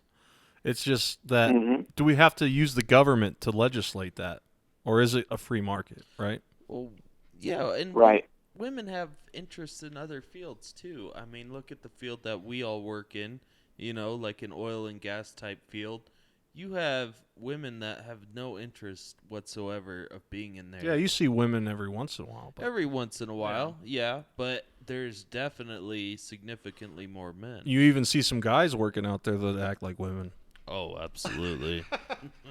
Well, Well, that's the whole thing. That's the way we were designed. The man was supposed to be the provider for the family, and the woman was supposed to be nurturer of the family. Right. That's the way it works. That's the way we're built and designed. Our emotions run that way. The man is, wanting to provide for his family. He's proud of what he does. Yes. And is proud of what he brings home. And the woman is proud to be at home and proud to raise children for the family. And it's our biology. It's what we're designed to do. Yeah. And honestly, I agree. There's differences. Not all women feel that way, and there's nothing wrong with that either. Absolutely. But Well, the other thing is too. just A lot of people have forgotten about history. They don't remember. You can look up the first U.S. Congresswoman to win a Congress seat. Okay, she championed the right for women to vote. Do women know this? This woman, she was a Republican. Okay, she wasn't a Democrat. She was a Republican. Nobody knows her. Nobody remembers that. Everybody forgets about that. Everybody forgets the Democrats supported the KKK. Everybody forgets the Democrats were against abolishing slavery. Everybody forgets that. That's not part of history anymore, but it is, truthfully. No, it doesn't fit the narrative. No, absolutely That's not. the problem. Yeah. What's And, your hope everybody on? knows it. What's your hope for the My future hope for this is- country? My hope is that, people awaken to the scheme that it seems to be the Democrats are running. They're just a bunch of vote baiters. And obviously, I don't fully trust Republicans either. It kind of puts me in this gray area where I'm forced to vote Republican. You can't. A lot of Republicans are evil too. They're out to get us. Exactly. And there's no true party out there. It's becoming more and more, let's say, commercialized. And there's nowhere for us, as everyday Americans, really have to vote. It's what you telling me that we have to pick the lesser of the two evils. Right. That's absolutely ridiculous. It is. Yes, it is. It totally is. And how could you run for president? How could I run for president? We could be the best people on the planet. I mean, Jesus could run for president. He didn't have enough money. That's for sure. Yeah. You need a lot of money. The other thing that I think about too is kind of like, when you think about the medieval times, back in the day when you had your king, you had the king's, workmen, the people that worked in the castle, and then you had the peasants. The way that I look at us is that we're the peasants. I don't think you and I can ever get up to run into presidency. Absolutely. You have to kind of be born into that. You have to be born in that hierarchy, or you won't get a shot. I don't know. The internet's changing a lot of that. A lot of Trump's underfollowing his silent majority was because of the internet. And look to at get around absolutely. the media, Look at Ocasio-Cortez. I mean, she's socialist, whatever your beliefs. But look, she was a freaking bartender. I don't think she even finished college, and she still got into office. So that shows you something. I mean, yeah. Internet is helping. Grassroots is becoming popular again. But the media is a huge tool to destroy those things or promote them. Absolutely, but we do, like you said, we have the internet. The majority of this, and mind you, that's being taken away from us. Yes, it is. It's being taken away from us blindly. Censorship. And nobody, and it's because of what I told you. Is because the majority of the stake is in the hierarchy system. Right now, they're starting to see an upcoming of candidates like Ocasio-Cortez, Donald Trump himself. Donald Trump was never supposed to be in the running for president. He should have been eliminated in the primaries. Yeah. But they're seeing this upbringing about this kind of stuff, and that's why they're starting to censor the internet, because they want to control that. Oh yeah, they want to control the candidates. But what they can't control is the frustration that we all share, awakening to see that things aren't right. They've been hoodwinking us, so to speak. Yep. Exactly. And a lot of people are sour because of that. And my problem and fear is that I don't think there's enough people sour about it. No. I think a lot of people are in their bubble thinking that the government's going to do right by us, and they don't understand that nowadays the way the government is the government's going to do right by them by their own pocketbook. They're going to align their own pocketbooks and take care of themselves and take care of their families. Well, people need to realize is the biggest enemy has always really been the government, and it's a potential enemy too. Because you think about it, the government's going to try to solve a problem. Say the war on drugs. We're going to try to solve drugs. Well, how much money do you think, Juan, as taxpayers have paid to stop the war, to help the war on drugs? We're talking tons of money. It's a problem that's never going to be solved, I don't think, and it's needing money, millions, billions of dollars every year to solve it. And the government says, we're going to keep you and your children safe from drugs. Just keep giving us money. It's a perpetual problem that never is solved. You know, every time we give the government the ability to solve a problem, it never gets solved usually. I don't think it does. No, it's kind of like the Batman and Robin thing, you know. Batman needs Robin, you know. I mean, I'm sorry, Batman needs the Joker. Right. It's Batman and Joker, you know. And the politicians are always, you know, we got to have that to kind of fuel things, you know. If you remember way back when there was a movie made about it, that movie Blow with Johnny Depp. Oh yeah, the whole cocaine epidemic that came up in the 80s. Yeah, that was not just the cartel acting alone. They could not infiltrate it by themselves. No, they had some inside players. Oh yeah, yeah. I've heard a lot of things. I seen a weird interview with a gangster from Chicago. He was like 35 years old. He's like, most people don't live to be my age that are gangsters on the streets. He's like, when we were young, 17, our parents would go to work. There'd be a pallet of exotic weapons in the alley.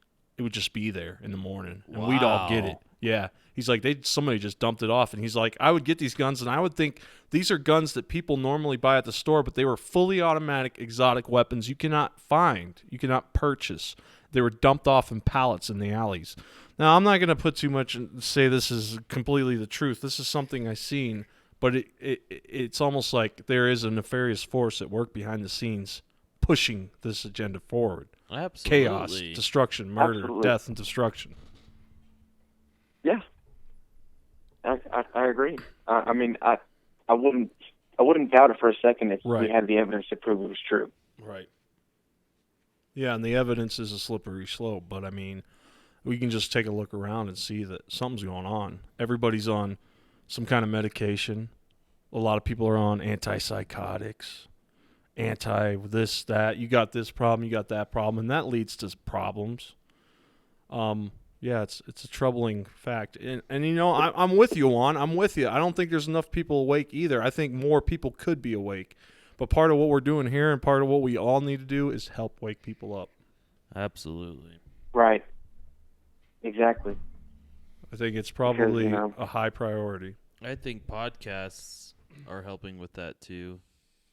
I think it's pretty cool that anybody can start something up like this and have a voice. And, you know, maybe we'll come around at some point. And seeing that, you know, Trump was elected, I think there's a large silent majority out there. I'm pretty optimistic that a lot of people are pretty much on the same page. But they can still be tilted. Absolutely. They can still be manipulated for sure. Yeah. Well, Juan, man, you're right on, dude. What is it you think? Well, thank you. What is it you think? What happens if they take Trump down? Let's just go there for a minute. I'm gonna go there, folks. I'm gonna go there. God. If they take Trump down, they arrest him. They arrest his son. They arrest him for talking to some Russian dude, in the bar, and they arrest conspiracy author Jerome Corsi, and they take them all down. Civil war, bro. I'm serious. I'm asking Juan. I think we're on the brink. Go ahead, Juan.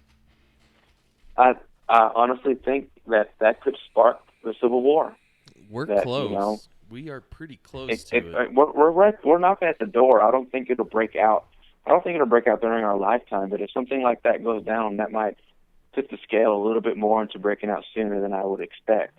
It's a good thing socialists are. There's a silent majority out there. Somehow Trump got elected, and even though this quote unquote popular vote was lost, but he still won enough electoral votes to get into office. And that has a lot to do with the silent majority out there. So yes, who knows who's going to come up? Yeah. And, you know, there's a lot more people out finally, there than you know, think. Not everybody's got MAGA Exactly. stickers on their truck. Well, They're running incognito. Absolutely. I mean, I know people that wear MAGA hats everywhere they go, and they get hate wherever they go. I mean, why would you... I'm not going to be that guy. Yeah, why would you put yourself in that position? Oh, my wife got attacked at work because she drove my car. It had a MAGA sticker on it. I'm sorry. I thought this was America. Yeah. Yeah, but you've seen that, you know, the people go into these little Trump rallies and they get beaten before they even walk in. Yep. It's unreal. And it's sad. But you know what was even sadder was the DNC conference in Philadelphia when they had it. They erected a big wall.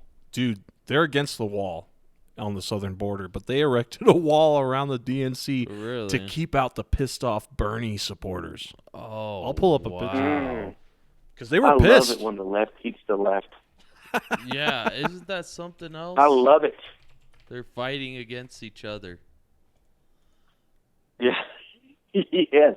They've gone, like you were saying earlier, it's gone so far left where they've made so many subcategories on that far left side, you know, that they can't even agree with each other anymore. Unreal. I used to be for equality for gays and all of that, whatever. Well, you're not anymore. But I still am. But it's become to this point where it's more than just equality, you know? It's more than just like it's your idea is wrong. Let's and you need to eliminate accept it. racism and race altogether. Like, color doesn't matter anymore. That's where I want to go to, but some people want to go further than that, and it's a slippery slope. Well, you'll see like African Americans that come out and say, I accept Trump, and they'll get slammed by the left. Like what do they call him? I've seen it. Uncle Tom or whatever. Yeah. It's like, you're not what the following hell? our agenda. You're supposed to be a Democrat. Yeah. Yeah. You left the plantation, you're not supposed to do that. That's right. Well, Dinesh D'Souza made a great documentary called, I hope I pronounced his name right. It's called, Death of a Nation. Great documentary. If any of you get a chance to watch it, it was awesome. And he goes into history. I think I heard of that one. Yes, it was good. That's the guy that made the documentary about the Clintons. Clinton Cash, I think it was. Ooh. Yeah, where he was showing how they probably killed these people and stuff. And Obama threw him in jail. He made that documentary back when Obama was president. Wow. Yeah. Yeah. Now he's out. Talking out like that. Yeah, you can't be talking smack, bro. Not at all. That's what people don't understand. You know, it's free speech is a two-way road. Free speech is the right to be able to say what you want. Amen. And it's also the ability to receive things you don't want to receive. Yes. Absolutely. Yes. You know, free speech is all about protecting unpopular speech. Yes. And it seems like, you know, the left, more so than anyone, is pushing to eradicate free speech. Oh, definitely. It's a problem. And that's so scary because it's like, okay, you can eradicate the speech you don't think is correct, but then that just opens a floodgate for anything else. Yeah. And it's scary. Well, look what they're doing at universities. They'll kick out these people that are conservatives that want to come and speak to people there. They won't let them speak. Yeah, they'll have air horns. They'll yell and scream and won't let them speak at all. And that's just...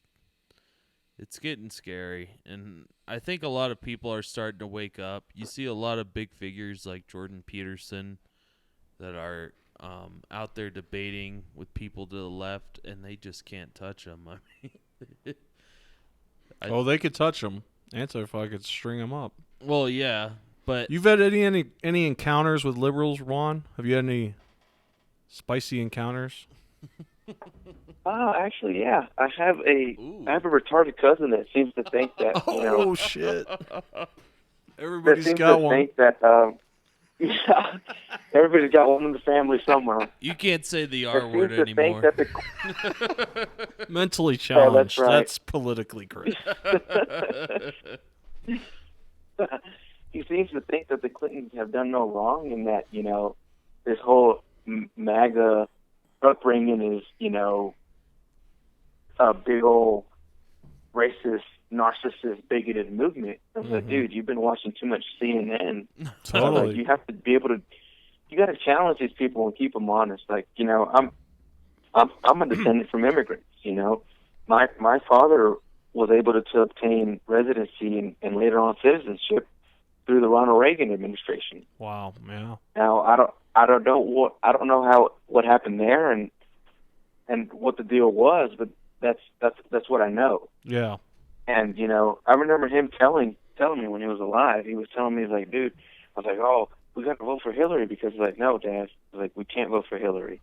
I was like, she's evil. Yeah. Straight up. It's like you can't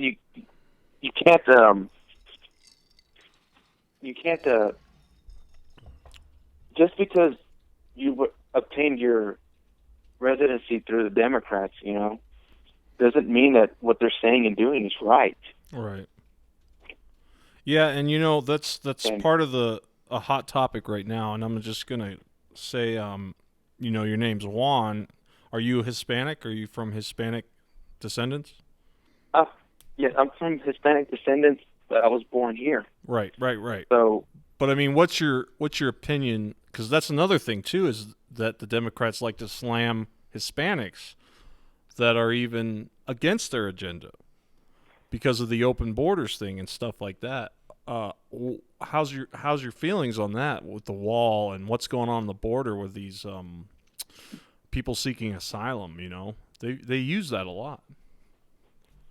Back to what I said earlier, the Democrats are a bunch of vote baiters. Yes. Yeah. They what they want is to bring these people and think that they're their friends.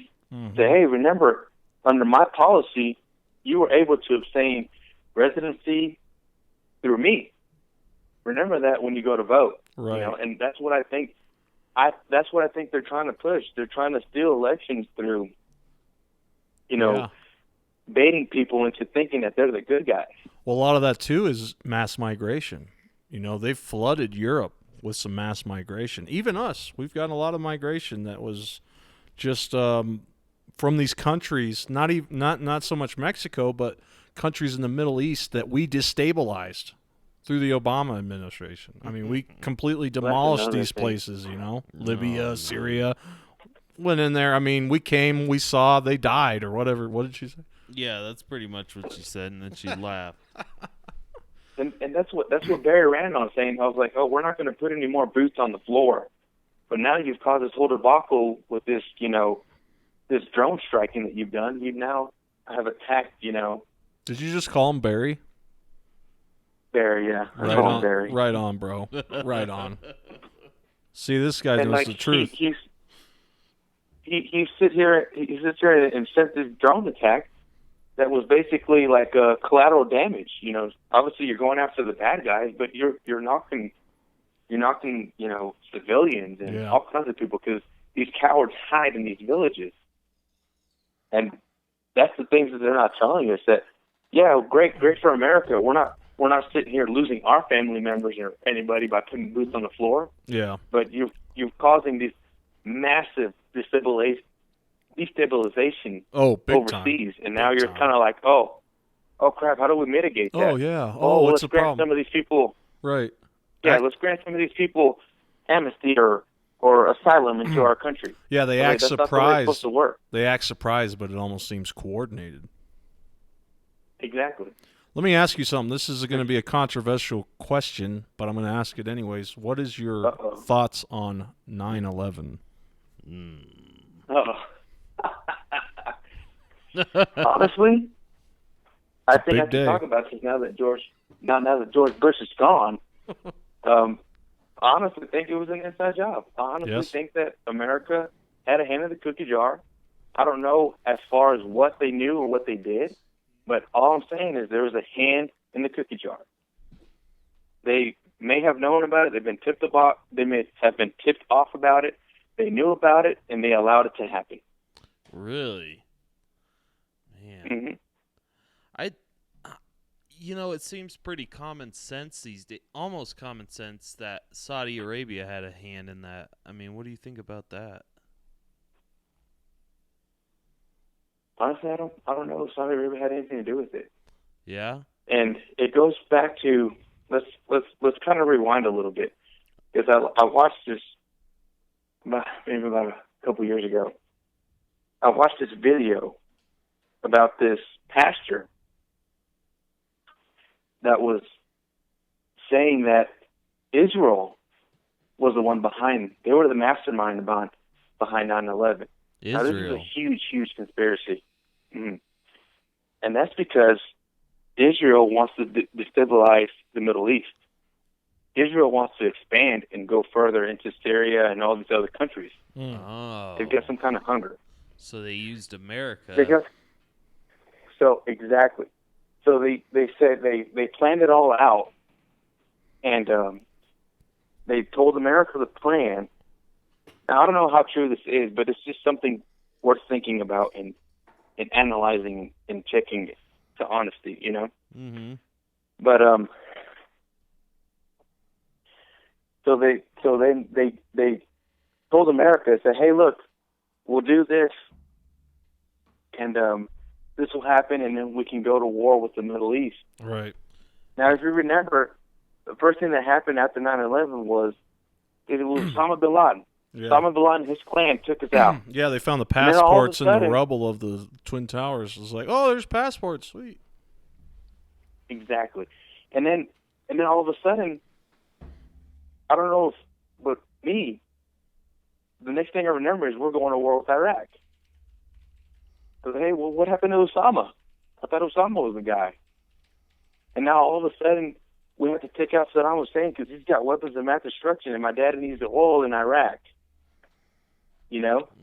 And guess where we went? We went to Iraq first. Yeah, and the first place we raided when we landed in Iraq, day one of mission Iraq, was the Antiquities office. What was in there? I don't know. I don't know. Saddam Hussein found That's some it. shit out in the desert, my friend. He found something That's the thing is. Go ahead. I said Saddam Hussein found something archaeological out in the desert out there. I think he was touting it before his end came. But that's the first place we raided was the Antiquities office. There was something going down in Interesting. there. Yeah. I don't know. If you do your research, you will see that Osama bin Laden was a CIA operative. We used to control the Taliban. Oh, yeah. Yeah, the Taliban was like created by the CIA. Yep, exactly. And most people don't know about it because they don't do their research. No, they don't. Um, They get all their research from the tube. That's the problem. And here's the craziest claim that caught my attention was that if you go look back at who cleaned up the devastation of 9/11, it was a bunch of Israel-owned companies, you know, people. It was a bunch of Israel migrants that owned it, that owned the companies that went and did the cleanup. Oh, man. And we never saw the evidence because they were, brought in and paid to dispose of it. Yeah, well, Robert Mueller was I don't know how true that is. No, well, Robert Mueller, historically speaking, Robert Mueller was part of the reason why they realized later that there was no weapons of mass destruction. He was part of that, and Colin Powell, who lied and said, yeah, there's weapons of mass destruction. We got to go out there. And, we just been attacked. We're in this fear state, and we're like, okay, sure, whatever, let's go there and attack them. And then what happens? We get the TSA, but not only that, the NSA, the Patriot Act. What a great name for an act that spies on everyone, the Patriot Act. What the hell? I mean, this is just unreal. It really is. I feel like we need to burn this motherfucker. Let's burn this motherfucker down. And let's take Israel involvement into using the United States as their war dog. Man, I have never heard that conspiracy before. Well, that's true because weren't there Israelis cheering when the Twin Towers went down, or am I mistaken? I thought that was Iranian. Iranians. Okay, I'm sorry. Totally So sorry. I have a question, and I don't know if you guys will be able to answer it or not, but we're, 17 years after 9/11 roundabout right now? Yeah. Mm-hmm. Little over. Has Israel expanded at all in the Middle East since then? Is it mission accomplished for them? It was a mission failed at the cost of American blood. Yeah. Our Yeah. our, A our bunch of sons civilians and daughters. Exactly. A bunch of our civilians died. A bunch of our military personnel died. Oh you know? yeah. And how much it- of our tax dollars did we spend on that?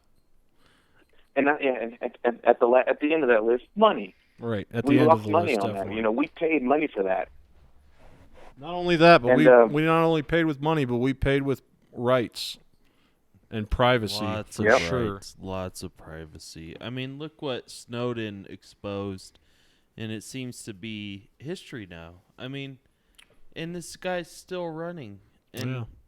he was a whistleblower, and Obama was apparently all for whistleblowers.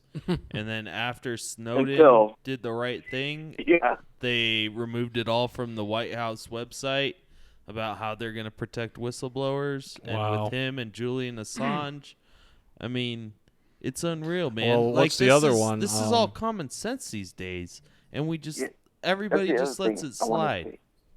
Go ahead.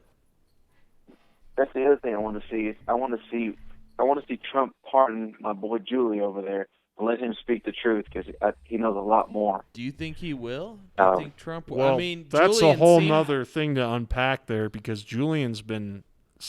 The prosecutors here in the United States want him to be here as soon as possible. Yeah. Something's wrong with that. Something doesn't feel right. You know, Absolutely. the media tells us something, and we're like, okay, yeah, whatever. You know, like the media said, the new attorney general will be Chris Christie. Come on, okay. Oh, Jesus Christ. Who They knows also said why? Hillary's going to win the election. The reason Trump won most of it was because of Julian Assange and WikiLeaks. Yeah. You just can't deny that. So why would his administration control the government choose to prosecute Julian Assange? That doesn't sound right. Yeah. It sounds like they're getting him over here to maybe testify that Seth Rich was the leaker, I think. But why would Julian Assange want to come over? He doesn't want to, I'm sure. Yeah, exactly. No. So it's really weird. Yeah. It is strange. He's okay over there getting serviced by Pamela Anderson, apparently. Oh, yeah, that's American right. Patriots Pamela now. Anderson did go see him. Didn't she bring him something? She brought him some. What did she bring him? Like, I don't know. She brought him some kind of food. I mean, She brought him Yeah, she found a something. little more than food, I'm sure. Pamela's like coming over to the embassy, the Ecuadorian embassy. Julian, you're so hot right now. You're on CNN. Well, Let me ask you guys a question. absolutely. What do you guys make of these chemical attacks that in Syria that Assad was launching on his people? There's a lot of things that say that they might have been false flags and might have been staged. Whether they happened or not remains to be seen. And if they did happen, they were funded by the deep state. Well, here's the thing. We Or know that pushed by the deep state at least. we know the CIA's been involved in false flags for sure. Okay. The deep state, whatever you want to call it, Blackwater projects, or black budget projects, swamp water projects. It's not out of the realm of possibility that these are perpetrated by rogue elements that have the end goal of being conflict for us, more conflict for us. It's not. I cannot take whatever is reported to me by the media, especially things that are going on in Syria. Who the hell knows what's going on over there? I got to hear it from CNN. I got to hear it from Fox News. Whoever the hell is going to tell me. Am I going to take it for 100% for what it is? No. I don't know. What do you think, Deep Eddie? good God, I have no idea. I'm still pretty new to all this, so that's way beyond my scope. Well, there's chemical attacks that have attacked children and civilians. Chemical attacks, like we're talking some kind of chemicals, that mess you up big time. Yeah. And they're saying Assad gassed his own people for whatever reason. And, a lot of this could be crisis actors, too. I don't know if you know about that, but a lot of crisis actors that are involved with these staged crisis, quote-unquote. Like they say that guy that... Like the... Yeah, go ahead. I think you're going to finish my sentence. Like the Boston Marathon? That was another one. Ooh, really? You think that was staged? Oh, yeah. Really? I don't know. I haven't heard I don't this have one. Dude, those guys I don't have a solid opinion about it, but Oh, man. there's a conspiracy out there that the Boston Marathon could have been a hoax, and that there was a bunch of crisis actors out there too. I see that. I really am kind of on the fence about the crisis actor thing, because in my opinion, I feel like it would be easier for someone as powerful as our government or whoever it may be, billionaires, whatever, to actually just have people go and bomb versus this huge staged ordeal, I don't know. I think it'd be a lot harder to stage something rather than to just do it. You'd be surprised. Yeah, you would be. I think so. Yeah, there's like... They're called crisis actors. That's their profession. They're saying, what's that kid's name that was down in the Florida shooting? He's a crisis actor. What's his name? He's all Hogg. over the place. David Yeah. Hogg? Is it David Hogg?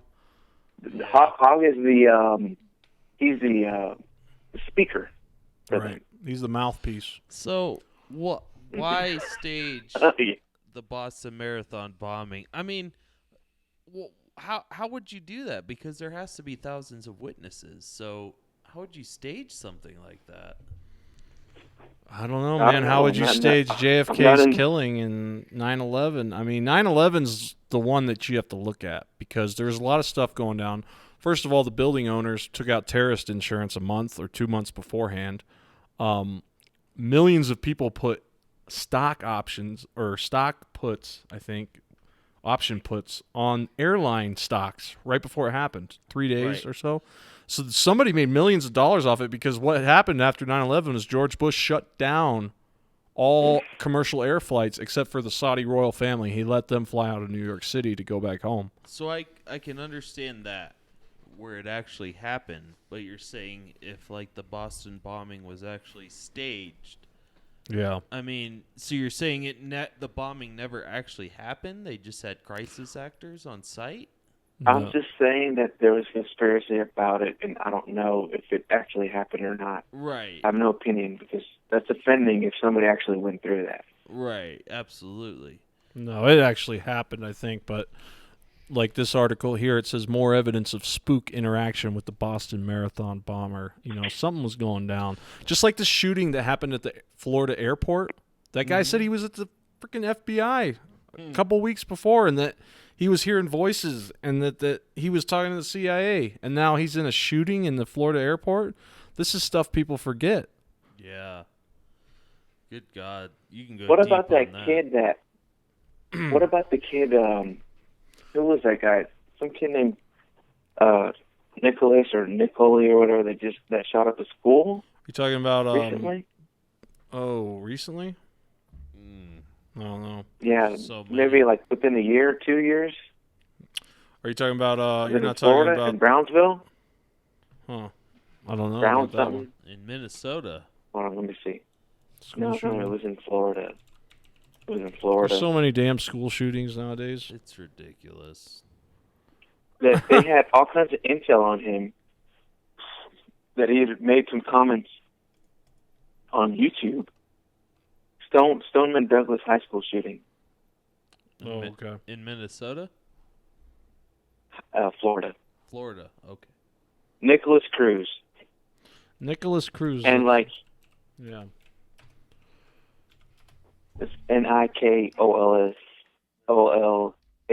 Cruz, and that he there were so many red flags that hey, this guy could go postal. And the FBI never did anything about it. There was some comments that he made on a YouTube video. The YouTube guy reported it to the FBI, and didn't really do anything about it. Right. And He went on to do this. Yeah, and that's what happened with the Florida airport shooting was the same thing, is that guy was in Alaska, I think, and then he talked to the FBI and the CIA or something. Yeah, there's a lot of do you think a lot of these school shootings, or at least some of them, are false flags? You think they're being perpetrated by nefarious elements behind the scenes? I don't know if they're necessarily false flags because, parents have lost kids. Right, and that's the worst thing right. a parent could ever experience is, is watching their child die. We're supposed to die before them. Absolutely. Definitely. And I don't think it's necessarily a false flag, but it's kind of like the whole 9/11 thing, where I believe that you know about it and you kind of let it happen because we're trying to push this agenda. We're trying to push this gun control agenda. Right, that's the agenda. Anytime something like that happens, oh, guess what? Fire up the Second Amendment. Take away the guns. NRA's bad. Mm-hmm. Yeah, and that's a total agenda. And I guess false flag was probably a bad word for me to use because I do believe some of these people did get killed and stuff. But some of the people that the media pushes to the forefront, like David Hogg, I'm not so sure about. Right. I don't know what the deal was behind that clown, but obviously they might have. I guess they were testing the waters and see what could happen, and for the future of the Democrats. Yeah, there was a lot of stuff on Twitter too around that time where David Hogg was with other students and they were texting and saying, "Hey, this is my friend. He's 21 years old. He works for CNN." That he was working for CNN and stuff, that he was a crisis actor, that he's just an older person that looks like a high school student that they use. Weird stuff. Interesting. Weird stuff. Yeah. What's your do you get into aliens or UFOs at all, Juan? Do you get into that kind of thing? Exotic technologies? You're more for the real time, right here and now type thing like we're talking about that's kind of in our face? I hear you there. As far as technology, yeah, I have a stake in that too. I've been hearing a lot about this 5G. Oh, 5G. And how is that like the next step from 4G LTE? That's like the best, the new. And that apparently it's not good for the human body. It's very damaging. Cooked brains. Now I've heard that about like Wi-Fi and stuff, things like that. It does it in a way slower manner. Yeah, it's interesting. 5G, Verizon I think is coming out with it. Everybody's rushing for it. Which weird is because 4G is pretty freaking fast. It's all right. It's pretty fast. It's good enough. It's good enough, exactly. But I mean, I understand the competitive nature of industries where they want to try to push to be the first to go faster or whatever, to offer their customers an edge or whatever. But it's kind of amazing that we have no vocal studies or anything or about what this stuff does to the human body, because it is microwaves. And we know what a microwave does in our house. It cooks stuff. It definitely alters things. But, yeah, I don't know. 5G coming to Denver soon. Hook you up. Yeah, I'm not getting that. I don't know. I mean, you hear a lot of things about even nowadays your cell phone costing, since, males keep it in their pockets. Yeah. Just your cell phone, keeping your cell phone in your pocket, causing you to go sterile. Yeah. Could be. Could be. Keep mine in my pocket. You don't? I do keep mine in mine. That might save me some money later on. But sometimes I keep it in my front pocket on my shirt. It's like a defibrillator. Keep my heart going. But but nonetheless, it's quote unquote harmful. We don't necessarily understand it just because we don't see the effects of it today, or right now, or in a week. I know some people that are EMF sensitive, and that EMF frequencies, electromagnetic frequencies, do harm them in some subtle ways, and that they can notice the difference. Some people are like that. I personally haven't noticed, but maybe I'm not aware of it. I don't know. Mm-hmm. I'm not sure. But anyways, we've been going 3.5 hours. I think we're done for the night. But wow. Juan, man, dude, you are an intelligent individual. I am so happy to hear from you. You know why? Because I know there's people out there like you, man. That gives me hope. That's good. You understand that? Gives me hope. Yeah. I just hope, more start turning over this way. And, unfortunately, I didn't really care about the way things were going until I started paying attention more closely as to what was happening to Right. President Trump. Well, man, it's a very good feeling that people like you are out there and that are paying attention, and then hopefully we can all do our part to wake others up, right? That's right. All right, man. Well, we're going to let Thanks. you go. You have a good night. Thank you so much, brother, for calling in, Juan. Have a good night, man. Yeah, no Talk to problem. you. Yeah, have All a right, good night. brother. Take care. Yeah. That was Juan from Colorado calling in to keep us up to date on the situation down there. What a cool dude, huh? Yeah. Man, he was woke. A lot of good topics right there. A Oh, lot of yeah. stuff that you can go in for hours and hours. Totally. Well, we're going to cut it there tonight, folks. Hey, thanks to all of you for tuning in tonight, checking out the show. Don't forget, you can check us out at hiddenpathpodcast.com. Follow us on Twitter, whatever you want to do there. We are brought to you by godlikeproductions.com. That's right.